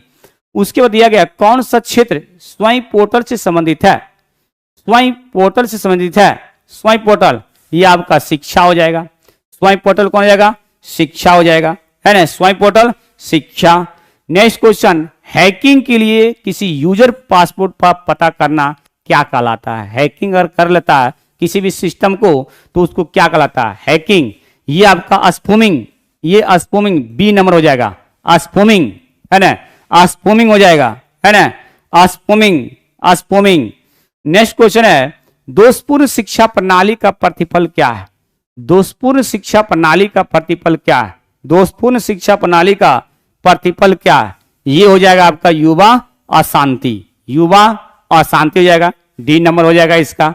उसके बाद 60 नंबर में किस राजनीति ने द कोलिजन ईयर 1996 से 2000 नामक पुस्तक लिखा था, ये क्वेश्चन को भी आई मारी है, ये क्वेश्चन बहुत हैवी है। द कोलिजन जो है ये प्रणब मुखर्जी के द्वारा लिखा गया था, द कोलिजन जो है ये प्रणब मुखर्जी के द्वारा लिखा गया था। और चेंजिंग इंडिया देखिएगा, चेंजिंग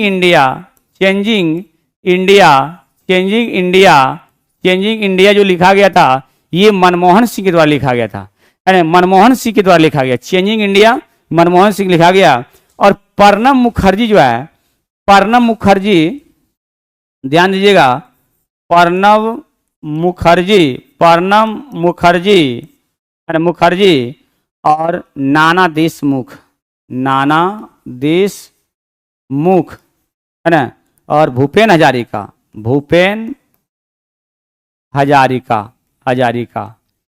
ये तीनों का जो है भारत रत्न जो मिला था 2019 में दिया गया था, 2019 में दिया गया था। ये तीनों को भारत रत्न कब दिया गया, 2019 में दिया गया था। कब दिया गया था, 2019 में दिया गया था, है ना, 2019 में दिया गया था। ये बताइएगा 2019 में दिया गया था।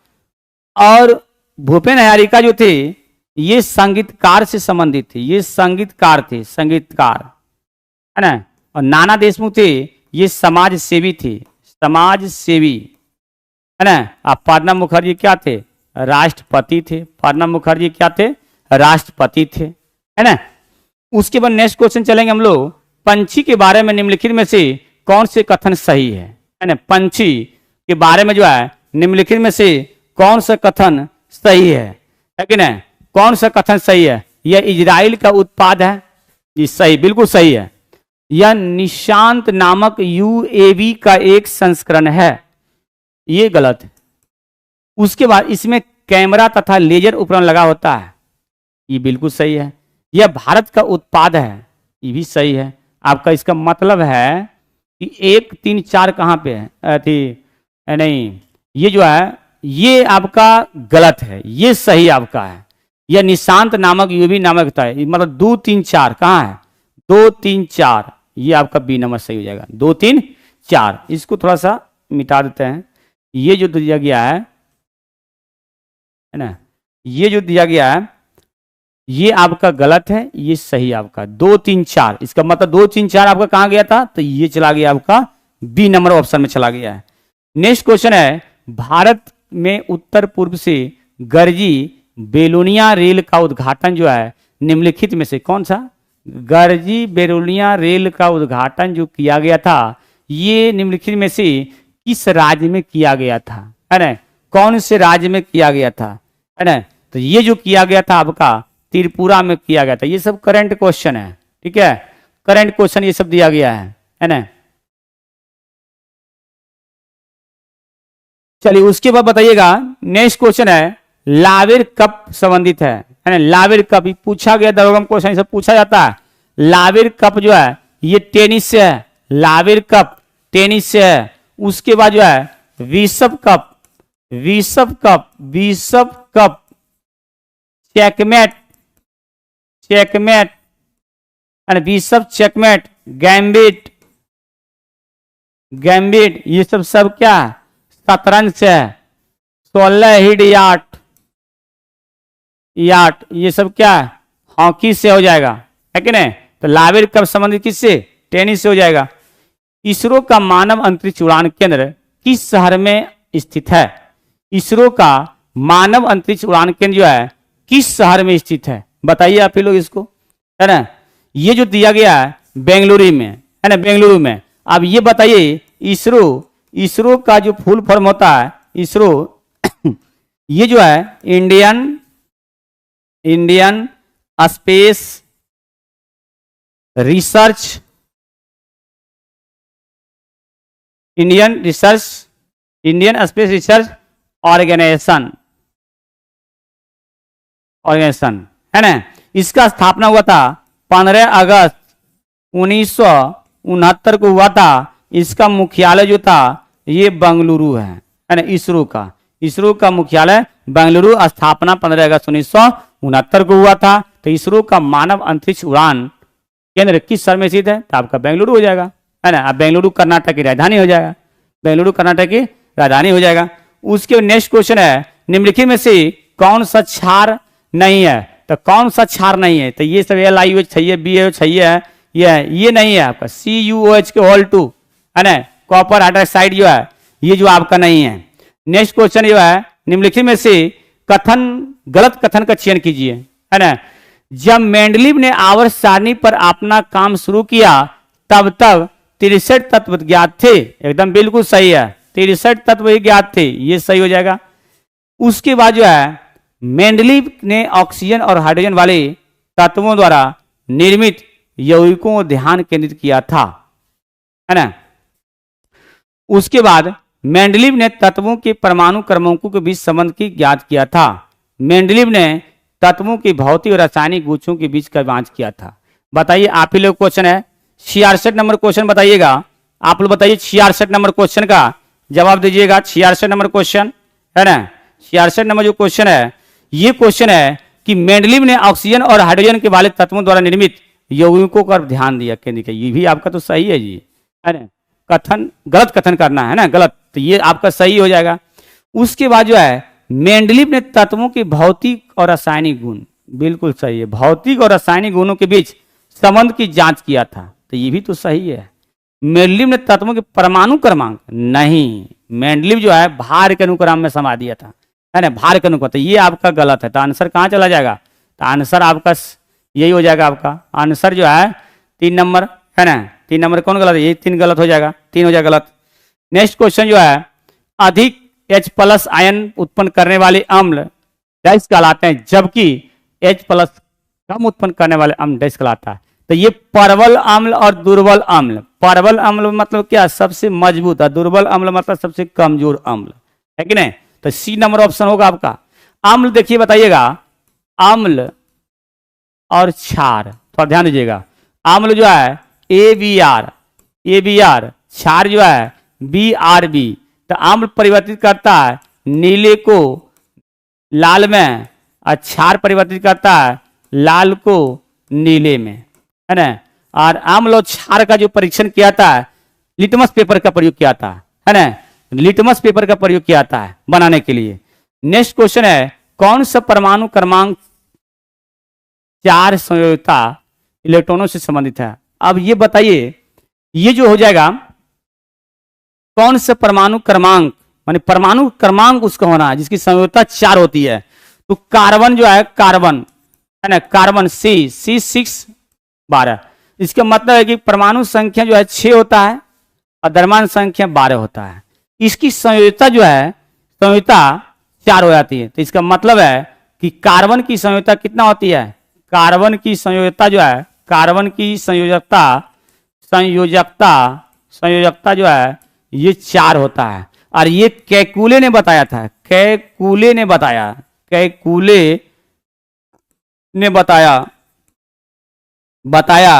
कि कार्बन की संयोजकता 4 होती है, परमाणु संख्या 6 होती है, द्रव्यमान संख्या 12 होती है। और कार्बन एक अधातु है, कार्बन एक अधातु है, कार्बन अधातु है ना। ये वर्ग 4a में रखा गया है, आवर्त सारणी के वर्ग, आवर्त सारणी वर्ग 4 है ना, 4a में रखा गया है, 4a में रखा गया है। तो आंसर क्या होगा, 6 हो जाएगा, है ना, 6 हो जाएगा इसका आंसर, है ना। ठीक है, नेक्स्ट क्वेश्चन ये है, अपक्षेपण अभिक्रिया के लिए सही विकल्प का चयन कीजिए। सही कौन सा विकल्प सही है ना, ये क्वेश्चन आपको बताना है। सही विकल्प को आपको जो है चूज करना है ना, सही को चूज कीजिए, आपको कौन सही है ना। सही क्या है, यह हमेशा 80 डिग्री C पर होती है, गलत। इसमें एक अभिकारक कार्बन यौगिक का होना चाहिए, ये भी गलत है। सभी उत्पाद जल में विलय होता है, ये भी गलत है। 2 स्वच्छ विलयन हो, बिल्कुल सही, मिलाने पर ठोस द्रव्यमान अलग हो जाते हैं, एकदम बिल्कुल सही है। 69 के आपका क्या हो जाएगा, 69 का 1 हो जाएगा। नेक्स्ट क्वेश्चन जो है 70, पेट्रोलियम को कहा जाता है, पेट्रोलियम को कहा जाता है, ध्यान दीजिएगा थोड़ा सा, पेट्रोलियम को कहा जाता है, इसको बताइए आप लोग 70 को, है ना। पेट्रोलियम को कहा जाता है ना, पेट्रोलियम को कहा जाता है, पेट्रोलियम एक नवीकरणीय संसाधन है क्योंकि यह मृत पौधों से प्राप्त किया जाता है, बिल्कुल सही है। आप देख लीजिएगा, पेट्रोल, डीजल और गैस, है ना, ये सभी जो है अवसादी चट्टानें पाया जाता है, अवसादी चट्टानों में पाया जाता है।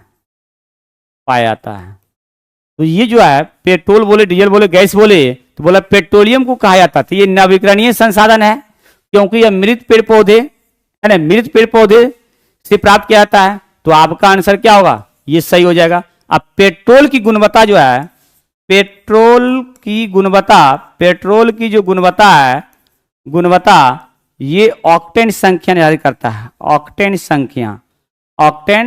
संख्या, है ना। और डीजल का जो है, डीजल का ये करता है सीटेन संख्या, डीजल का करता है सीटेन संख्या, डीजल का क्या करता है, सीटेन संख्या करता है, डीजल का क्या करता है, सीटेन करता है। उसके बाद जो है, तो आपका आंसर क्या सी नंबर हो जाएगा। नेक्स्ट क्वेश्चन जो है, क्या वृकाणु की लंबी नलिकार संरचना का कोई लाभ नहीं है, क्या वृकाणु लंबी नलिकार संरचना का कोई लाभ नहीं है ना। 71 का बताइएगा, 71 का आप लोग बताइएगा कि क्या वृकाणु नेफ्रॉन, नेफ्रॉन जो है, नेफ्रॉन की लंबी नलिकार संरचना का कोई लाभ नहीं है। वृक्क को दृढ़ता देने के लिए लंबी नलियों को उच्च घनत्व पर कुंडलित और संकुचित किया जा सकता है। नहीं, सभी वृकाणु लंबी नहीं होते हैं, कुछ छोटे होते हैं, अन्य लंबे होते हैं, लेकिन सभी कार्यशील होते हैं। हाँ, लंबी नलिकाएं प्रारंभिक निस्यंद है, अतिरिक्त जल के पुनः अवशोषण हेतु समय तथा स्थान प्रदान करती है। यही है सही। आपका सी नंबर जो है, क्या वृकाणु की लंबी नलिकार संरचना का कोई लाभ है? तो लाभ तो यही है कि यहाँ लंबी नलिका प्रारंभिक निस्यंद से अतिरिक्त जल के पुनः अवशोषण हेतु समय तथा स्थान प्रदान करती है। तो सी नंबर आपका सही हो जाएगा। नेक्स्ट क्वेश्चन है, मानव जैसे कुछ जीवों हृदय के ऑक्सीजन रहित रक्तों को ऑक्सीजन युक्त रक्त से पृथक किया था। आप ये बताइएगा, हृदय जो है का वजन जो होता है ये 300 ग्राम होता है ना, 300 ग्राम होता है। हृदय का वजन 300 ग्राम होता है। ये पेरिकार्डियम नामक झिल्ली से ढका रहता है, पेरिकार्डियम नामक झिल्ली से ढका रहता है। अब ये बताइए, ये जो करता है मानव जैसे कुछ जीवों में हृदय ऑक्सीजन से रहित, और रहित मतलब क्या नहीं है, ऑक्सीजन युक्त रक्त से पृथक क्यों रखा जाता है? ये जो रखा जाता है बताइएगा आप लोग। इसको जो है रखा जाता है शरीर के तापमान को स्थिर बनाए रखने में मदद करने के लिए, है ना। यही डी नंबर आपका ऑप्शन है। रक्त अगर बॉडी में अगर नहीं रहेगा, रक्त अगर बॉडी में नहीं रहेगा तो ये बीमारियां सबसे पहले आपको दावेगा, उसके बाद कमजोरियां लगेगा और चिड़चिड़ापन महसूस होगा। आप धूप में जाइएगा तो आप बर्दाश्त नहीं कर पाइएगा। रक्त का बहुत सारा काम है इसका, है ना। घाव अगर आपका शरीर में हो गया, कहीं पर कट फुट गया तो उसको आप नहीं थी कर पाइएगा, है कि नहीं, वो आपका सूखेगा नहीं आपका। चलिए उसके बाद जो है नेक्स्ट क्वेश्चन आपका दिया गया है फ्लोएम। सबसे पहले हम लोग चलते हैं, एक फ्लोएम होता है, फ्लोएम है ना, फ्लोएम एक होता है आपका जाइलम। ध्यान दीजिएगा, पहले क्वेश्चन को छोड़िए, पहले क्वेश्चन में छोड़ा जाए, है ना। फ्लोएम और जाइलम, ध्यान दीजिएगा, फ्लोएम और जाइलम। फ्लोएम का काम क्या है? सबसे पहले ये दोनों जो है संवहनी ऊतक है ना, संवहनी ऊतक है ना, संवहनी ऊतक है। ये संवहनी फ्लोएम जो है इसका काम है कि पत्तियों के द्वारा बनाए गए भोजन पौधे के सभी भागों में पहुंचाना, है ना, फ्लोएम का काम है। और जाइलम जो है, जाइलम का काम है, जाइलम जो है XYLEM, जाइलम का हिंदी नाम है आपका दारू, ठीक है। जाइलम आप लोग जो है इंग्लिश में पढ़ते हैं वो जाइलम, जाइलम, ठीक है। इसका हिंदी नाम जो है ये आपका दारू है ना, दारू है। पौधा भी दारू पीता है, मालूम है ना, पौधा भी दारू पीता है। दारू में क्या है? पानी है, क्या है? सिर्फ एल्कोहल की मात्रा उसमें रहता है कि नहीं। तो ये जो दारू आपका जो है ये जाइलम के माध्यम से जड़ के द्वारा ले जाता है, जो से जड़ हो जाता है कि नहीं। तो ये जो है दारू ये जाइलम के माध्यम से जाता है और सभी भागों में पहुंचाता है। ये आपका जो है पौधे के लिए सबसे महत्वपूर्ण गैस कौन सा है प्रकाश संश्लेषण के लिए? ये जो है कार्बन डाइऑक्साइड, CO2, है ना, CO2 सबसे महत्वपूर्ण भाग है। और मनुष्य के लिए सबसे महत्वपूर्ण गैस कौन सा है? तो ये जो आपका है ये ऑक्सीजन हो जाएगा, है ना। ऑक्सीजन को ही प्राणवायु के नाम से भी जाना जाता है। ऑक्सीजन को किस नाम से? प्राणवायु के नाम से जाना जाता है ना। लाइफ गैस बोला जाता है, प्राणवायु, है ना, जीवन का गैस बोला जाता है ना। तो चलते हम लोग इसमें क्वेश्चन के बारे में चलते हैं। सबसे पहले फ्लोएम के संबंध में निम्नलिखित में से कौन सा कथन सही है? सही बारे यहाँ सही देखिए, या बोलेगा कथन सही नहीं है। इसके बारे में बताइएगा। 73 आप लोग बताइए क्या जवाब है ना। ये बताइए, फ्लोएम की सहयोगी कोशिकाओं में छिद्रित दीवारें होती है। ये गलत है, ये सही नहीं है। फ्लोएम के छलनी नलिकाओं मृत कोशिकाओं से बनी है? नहीं है, मृत कोशिका से रहेगा तो पौधा जिंदे नहीं रहेगा जी, है ना। फ्लोएम परिवहन एक दिशात्मक होता है? नहीं, एक दिशात्मक नहीं होता है। फ्लोएम जो है प्रकाश संश्लेषण उत्पादों को पत्तियों से पौधे के अन्य भागों में ले जाना। एकदम बिल्कुल सही है, यही काम है फ्लोएम का, कि पत्तियों के द्वारा बनाए गए भोजन को है ना सभी जगह अंगों अंग पहुंचाना। तो डी नंबर ऑप्शन हो जाएगा आपका। उसके बाद स्थलीय जानवरों में गैसीय विनिमय विसरण क्रिया द्वारा होता है, और इन जानवरों में शोषण के बारे में निम्नलिखित में से कौन सा कथन सत्य है? बताइए आप लोग, कौन सा कथन सत्य है ना? कौन सा कथन सत्य है? कौन सा कथन सत्य है? कौन सा कथन सत्य है? विसरण इनकी त्वचा से होता है, एकदम बिल्कुल सही है। विसरण इनकी त्वचा से होता है, एकदम बिल्कुल सही है। स्थलीय जानवर जो स्थल, जैसे उभयचर बोलता है क्या, जो जल और स्थल दोनों पर आता है, लिख देते हैं थोड़ा सा, जो जल एवं स्थल दोनों पर आता है, दोनों में रहता है, उभयचर कहलाता है, उभयचर कहलाता है ना। उभयचर जैसे मेढक, एग्जाम्पल में आप ले लीजिए मेढक, है ना। मेढक जो है ये, इसमें 3 चेंबर होता है, मेढक में 3 चेंबर होता है ना, 3 चेंबर होता है। मेढक जल और स्थल दोनों में रहता है ना। तो ये जो बोल रहा है इनकी त्वचा से होता है विसरण, बिल्कुल सही है, ठीक है। इनकी त्वचा कोमल और संवेदनशील होती है, जो गैसीय विनिमय को सक्षम बनाती है, एकदम बिल्कुल सही है, ये भी आपका सही है। इसकी वायु के प्रवाह के लिए मार्ग होते हैं, ये भी सही है, मतलब 1 2 3 है ना। और इनकी त्वचा का क्षेत्रफल कम होता है, लेकिन श्वसन के लिए पर्याप्त रक्त प्रवाह होता है। नहीं, गलत, ये नहीं।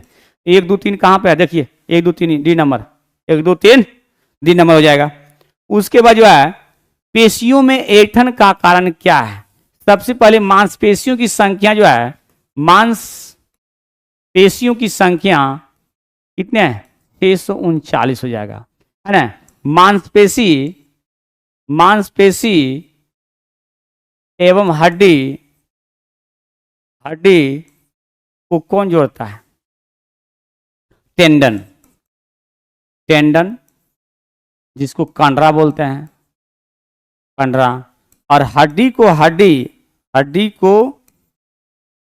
हड्डी लिंगामेंट, है ना, लिंगामेंट, जिसको बोलते हैं स्नायु, ये जोड़ता है। तो कह रहा है पेशियों में ऐंठन का कारण जो होता है क्या? रक्त में निम्न ग्लूकोज स्तर, हाइपोग्लाइसेमिया। क्या कारण है इसका बताइए आप लोग, है ना, इसका कारण बताइए आप लोग क्या है? ये जो है रक्त में निम्न ग्लूकोज स्तर, हाइपोग्लाइसेमिया। बी में तंत्रिका पेशीय संधियों का अत्यधिक उत्तेजन। सी में पेशियों को होने वाली ऑक्सीजन आपूर्ति में कमी। और डी में जो है शरीर की थकान और कमजोरी। ध्यान दीजिए आप लोग, बताइएगा, है ना। इसमें जो है पेशियों को कम होने वाली ऑक्सीजन की आपूर्ति में क्या कमी हो जाएगा? आपका आंसर चला जाएगा सी नंबर की तरफ। ये जो है निम्नलिखित में से किसे जैव चिकित्सा अवशिष्ट नहीं मानी जाती है? किसको नहीं मानी जाती है? आप लोग ध्यान से इसको बताइएगा, है ना, इसको बताइएगा। ये जो है ये आपको खाद्य अवशिष्ट को जो है नहीं मानी जाती है ना, खाद्य अवशिष्ट। नेक्स्ट क्वेश्चन, एक पुष्प के प्रजनन अंग डैश होता है ना।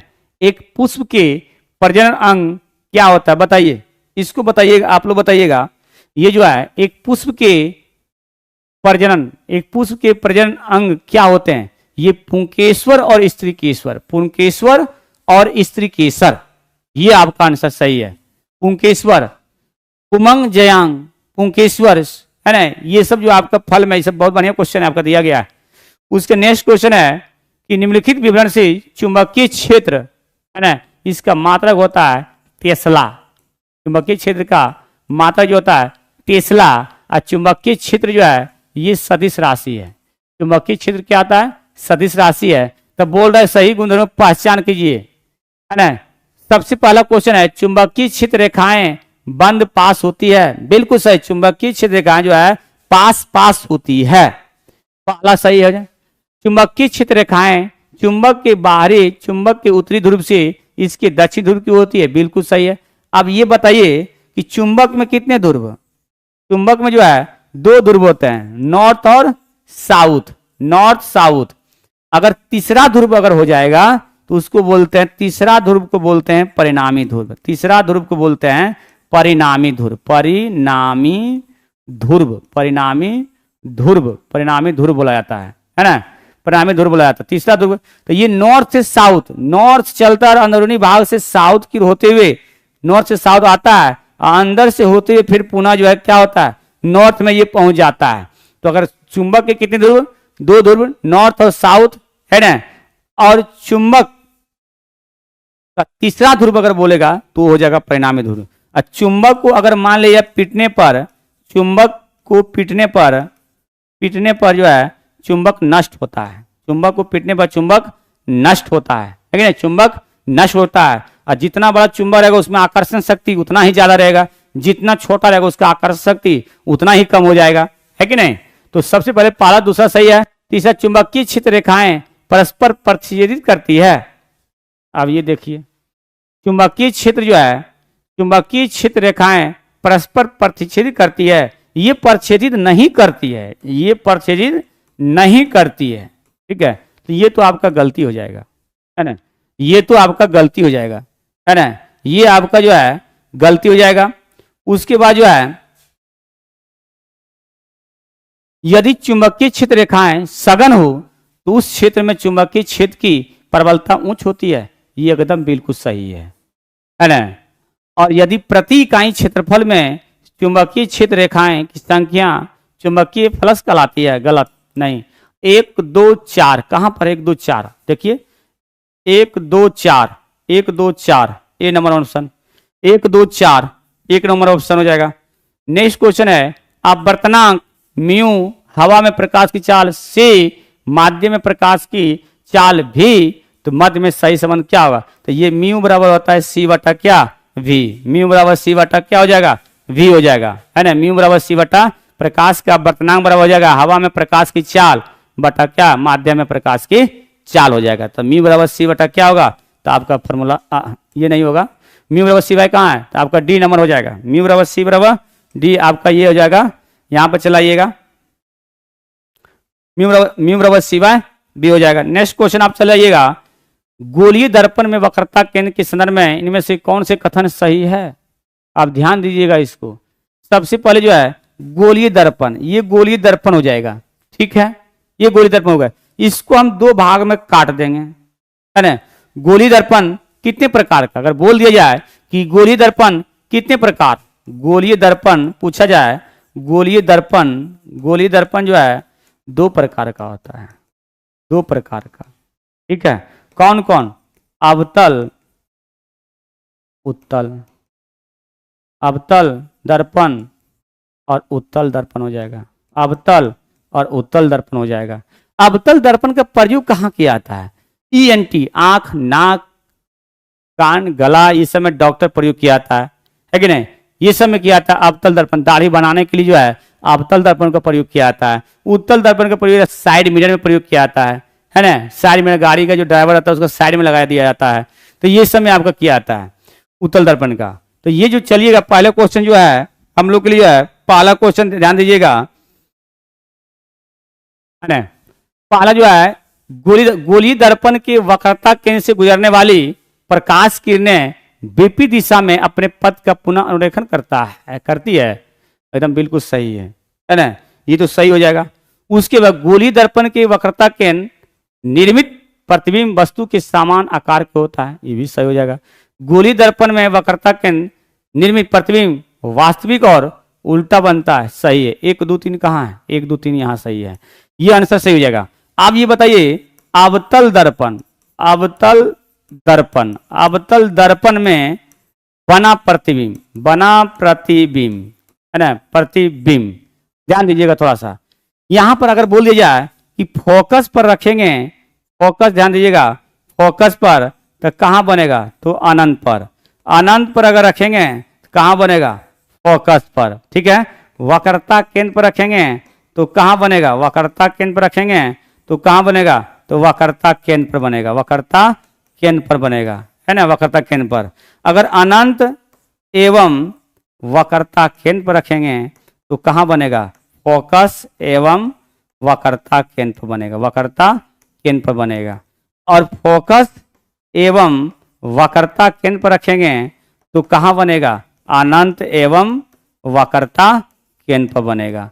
अब ये बताइएगा, और फोकस और ध्रुव के बीच रखेंगे, ध्यान दीजिएगा, फोकस एवं ध्रुव के बीच रखेंगे तो कहाँ बनेगा? दर्पण के पीछे, दर्पण के पीछे बनेगा। दर्पण के क्या बनेगा? पीछे, है ना, आभासी सीधा बड़ा बनेगा। बाद बाकी इतना जितना है सब में वास्तविक और क्या बनेगा? उल्टा बनेगा। अब ध्यान दीजिएगा, फोकस पर रखेंगे तो अनंत पर, है ना, अनंत पर रखेंगे तो फोकस पर, दोनों सेम अपोजिट हो रहा है। उसके बाद वक्रता केंद्र पर रखेंगे तो वक्रता केंद्र रहेगा, और अनंत एवं वक्रता रखेंगे तो अनंत कहाँ जा रहा है? अनंत फोकस में जा रहा है, तो फोकस हो गया। और वक्रता केंद्र भी है, तो फोकस और वक्रता केंद्र के बीच हो जाएगा। फोकस और वक्रता केंद्र के बीच रखेंगे तो फोकस कहाँ जा रहा है? फोकस अनंत, तो अनंत हो जाएगा, वक्रता केंद्र वक्रते हो जाएगा आपका। सेम सिर्फ ओनली रखना है आपका, फोकस और ध्रुव के बीच रखेंगे तो दर्पण के जो है पीछे बनेगा, आभासी सीधा और वस्तु से बड़ा बनेगा। नेक्स्ट क्वेश्चन, ताप दीप्त तंतु बल्ब के संबंध में निम्नलिखित में से कौन सा कथन सत्य है? कौन सा कथन सत्य है? बताइए इसको, कौन सा कथन जो है सत्य है या गलत है? इसको ध्यान दीजिएगा आप लोग, है ना, कौन सा कथन सत्य है या गलत है, इसमें ध्यान दीजिए आप लोग, है ना, है ना, इसको बताइएगा।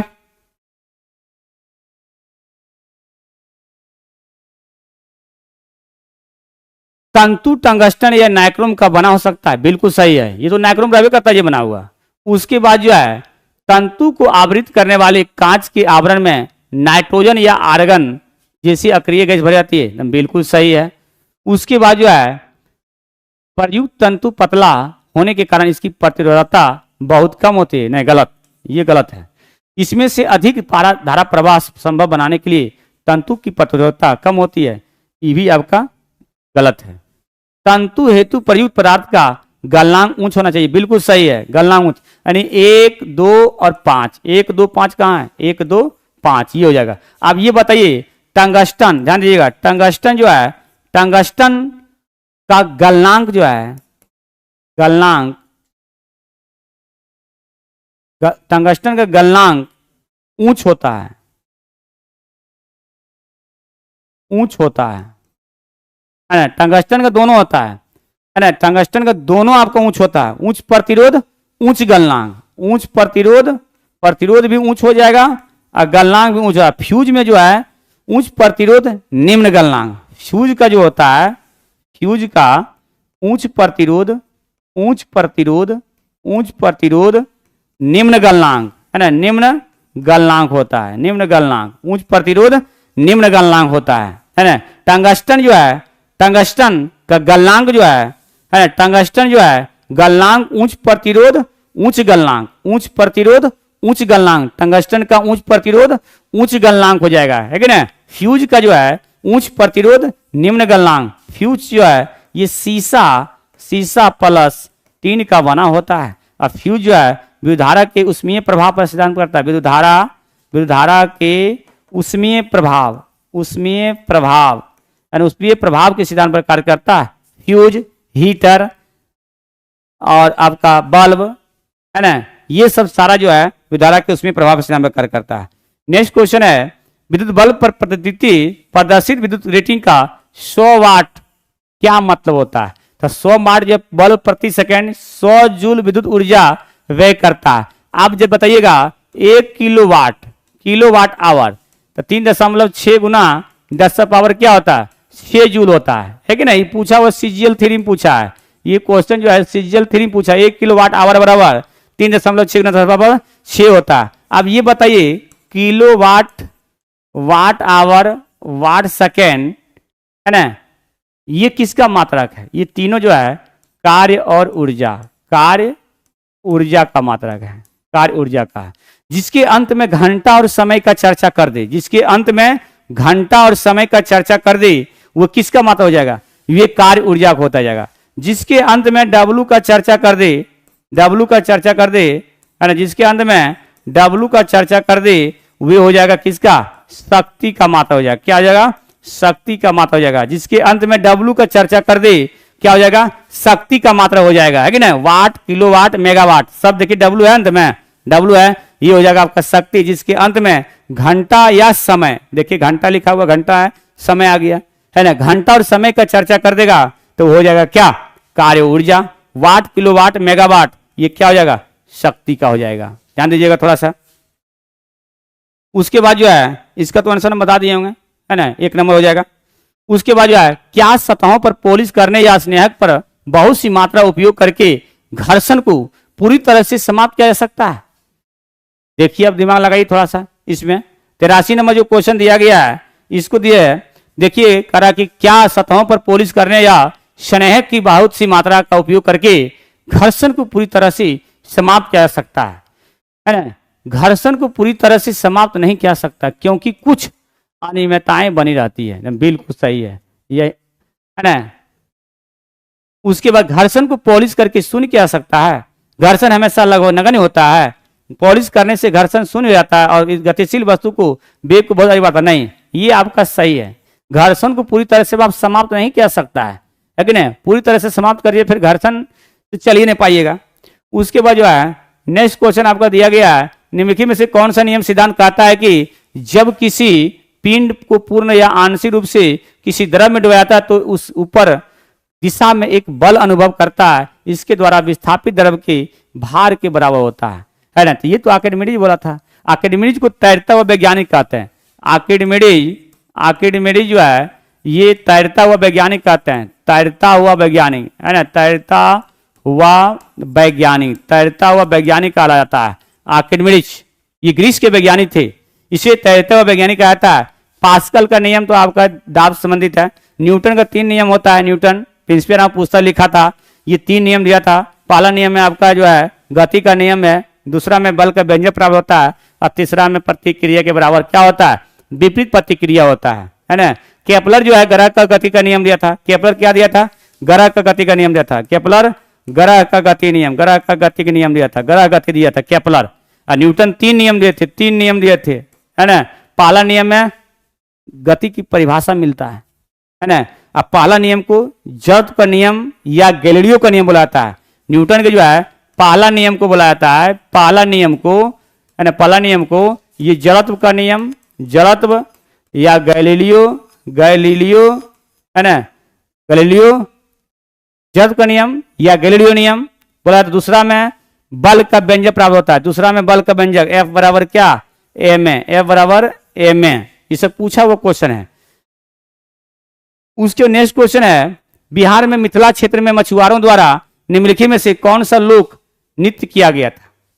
बिहार में मिथिला क्षेत्र में मछुआरों द्वारा निम्नलिखित में से कौन सा लोक नृत्य किया गया था, है ना, कमला, है ना, कमला किया गया था, कमला नृत्य किया गया था बिहार में। उसके नेक्स्ट है सुजनी कढ़ाई, सुजनी जो है, सुजनी कढ़ाई का काम किस राज्य में है, सुजनी कढ़ाई का जो काम है ये कहाँ है, बताइए, आप ही लोग बताइए। सुजनी कढ़ाई का जो काम है किस राज्य में है, सुजनी कढ़ाई का जो काम है बताइएगा आप लोग, क्वेश्चन, है ना। सुजनी कढ़ाई का जो है ये आपका जो है किस राज्य में, तो बिहार में हो जाएगा। बिहार का एग्जाम दे जाने के बिहार में मारिए डायरेक्ट, है ना। सुजनी कढ़ाई जो है, सुजनी कढ़ाई जो किस राज्य में स्थित है, तो बिहार में हो जाएगा आपका।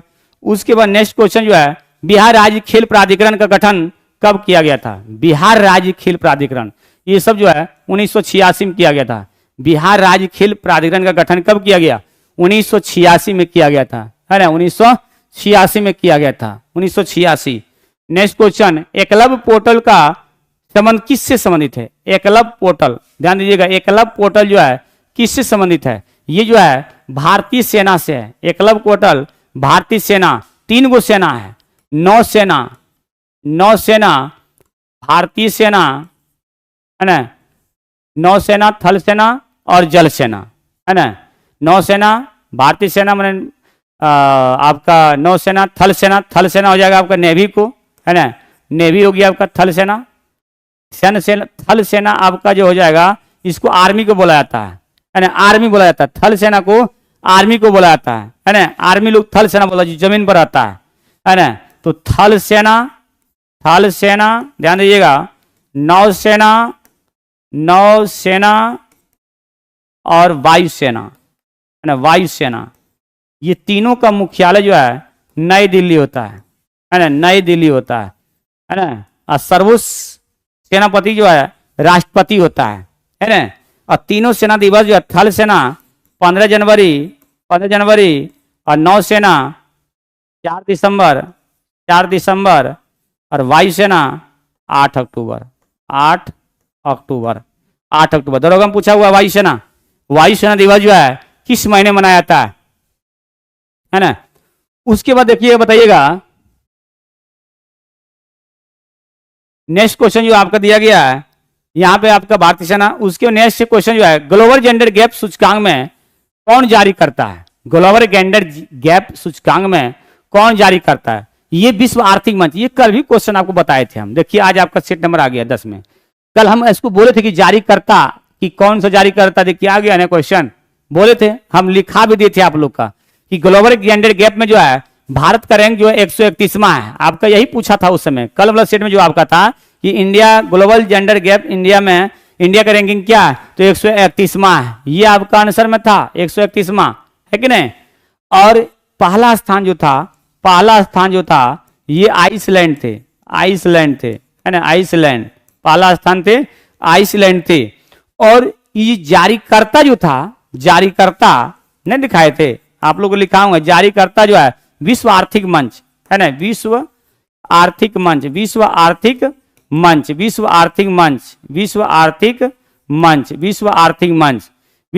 तो ये हो जाएगा आपका आंसर। उसके बाद 90 में the rise of with hitman पुस्तक के लेखक कौन है। The rise of the hitman पुस्तक के लेखक कौन है, ध्यान दीजिएगा। राइड जो है the rise of the hit man पुस्तक के लेखक कौन हो जाएगा, ध्यान दीजिएगा आप लोग। The rise of the hitman ये जो आपका है पुस्तक है आर कौशिक। पुस्तक एक जरूर याद रखिएगा है ना, कहाँ का कौन सा पुस्तक पूछा जाता है, आर कौशिक। नेक्स्ट क्वेश्चन है द फ्यूचर है ना, 7वां फ्यूचर फूड फॉल 2025 का आयोजन कहाँ किया गया था, कौन सा देश में किया गया था, ये जो किया गया था ये दुबई में किया गया था है ना, दुबई में किया गया था। 7वां फ्यूचर फूड फॉल दुबई में किया गया था। नेक्स्ट है आयुर्वेद दिवस का थीम क्या था 2025 में, बहुत अच्छा क्वेश्चन है। थीम तो कल हम बताए थे ना, रिपब्लिक @75 योगा का जो है 21 जून को मनाया जाता है ना योगा, ये इसका थीम था रिपब्लिक @75। देखिए आ गया आयुर्वेद दिवस का थीम क्या था 2025, बोले ना आपको, ये था एक भी धड़कन ना चुके विश्व से वैश्विक कार्रवाई तक, लोगों के ग्रह के लिए और विज्ञान से संबंधित वैश्विक कार्रवाई तक कि एक भी धड़कन ना चुके सभी उम्रों के लिए। बताइएगा आप ही लोग बताइए है ना। तो ये जो था लोगों और ग्रहों के आयुर्वेद तक, ये डी नंबर ऑप्शन चला जाएगा इसमें।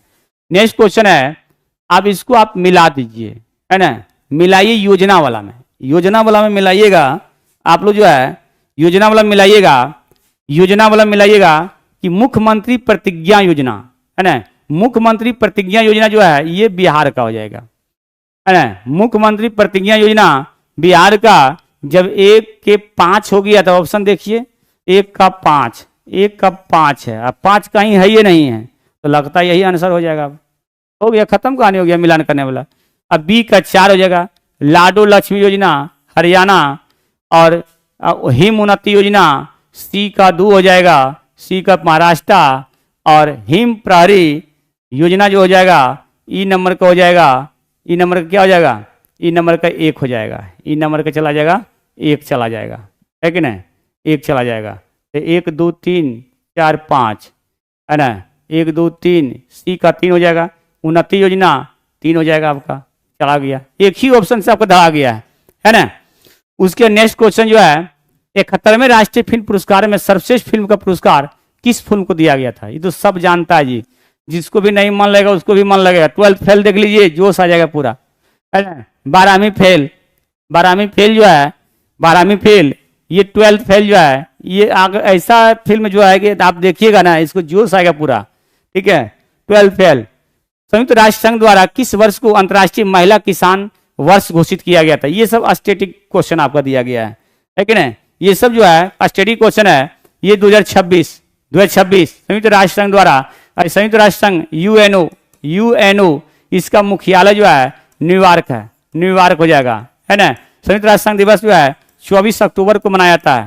24 अक्टूबर 1945 स्थापना हुआ था। यूएनओ का मुख्यालय न्यूयॉर्क, यूएनओ 24 अक्टूबर को मनाया जाता है कि नहीं। ये 26 में अंतर्राष्ट्रीय महिला किसान घोषित किया। उसके नेक्स्ट क्वेश्चन है, प्रधानमंत्री नरेंद्र मोदी 17 जनवरी 2025 को भारत मोबिलिटी ग्लोबल एक्सपो 2025 का उद्घाटन जो है कहाँ किया गया था, है ना। कहाँ किया गया था, मोदी जी कहाँ किए गए थे। ज्यादातर के सम्मेलन और उद्घाटन नई दिल्ली में ही होता है, इतना ध्यान दीजिएगा आप लोग। अगर नहीं भी जानिएगा तो अंदाजे भी लगाना होगा, तो आप जो है नई दिल्ली मारिए अधिकतर करके। सम्मेलन और उद्घाटन ज्यादातर के मोदी के द्वारा जो है ये नई दिल्ली में ही होता है, तो नई दिल्ली हो जाएगा आंसर इसका। उसके बाद 18वां ब्रिक्स शिखर सम्मेलन 2026 का जो आयोजन किया गया, ये कौन सा देश में किया गया था, है ना। कौन सा देश में किया गया था, है ना, कौन सा देश में किया गया। ये जो किया गया था ये भारत में किया गया था। 18वां ब्रिक्स शिखर सम्मेलन जो है ये जो है 2026 का आयोजन जो किया गया था ये भारत में किया गया। और ब्रिक्स का पहला सीमा सम्मेलन जो कहाँ हुआ था, ब्रिक्स का जो है BRICS ब्रिक्स शिखर का पहला शिखर सम्मेलन, ब्रिक्स शिखर का सम्मेलन जो हुआ था, सम्मेलन है ना, सम्मेलन जो हुआ था ये 2009 में हुआ था, है ना, 2009 में हुआ था। ब्रिक्स शिखर सम्मेलन जो पहला हुआ था ये 2009 में हुआ था।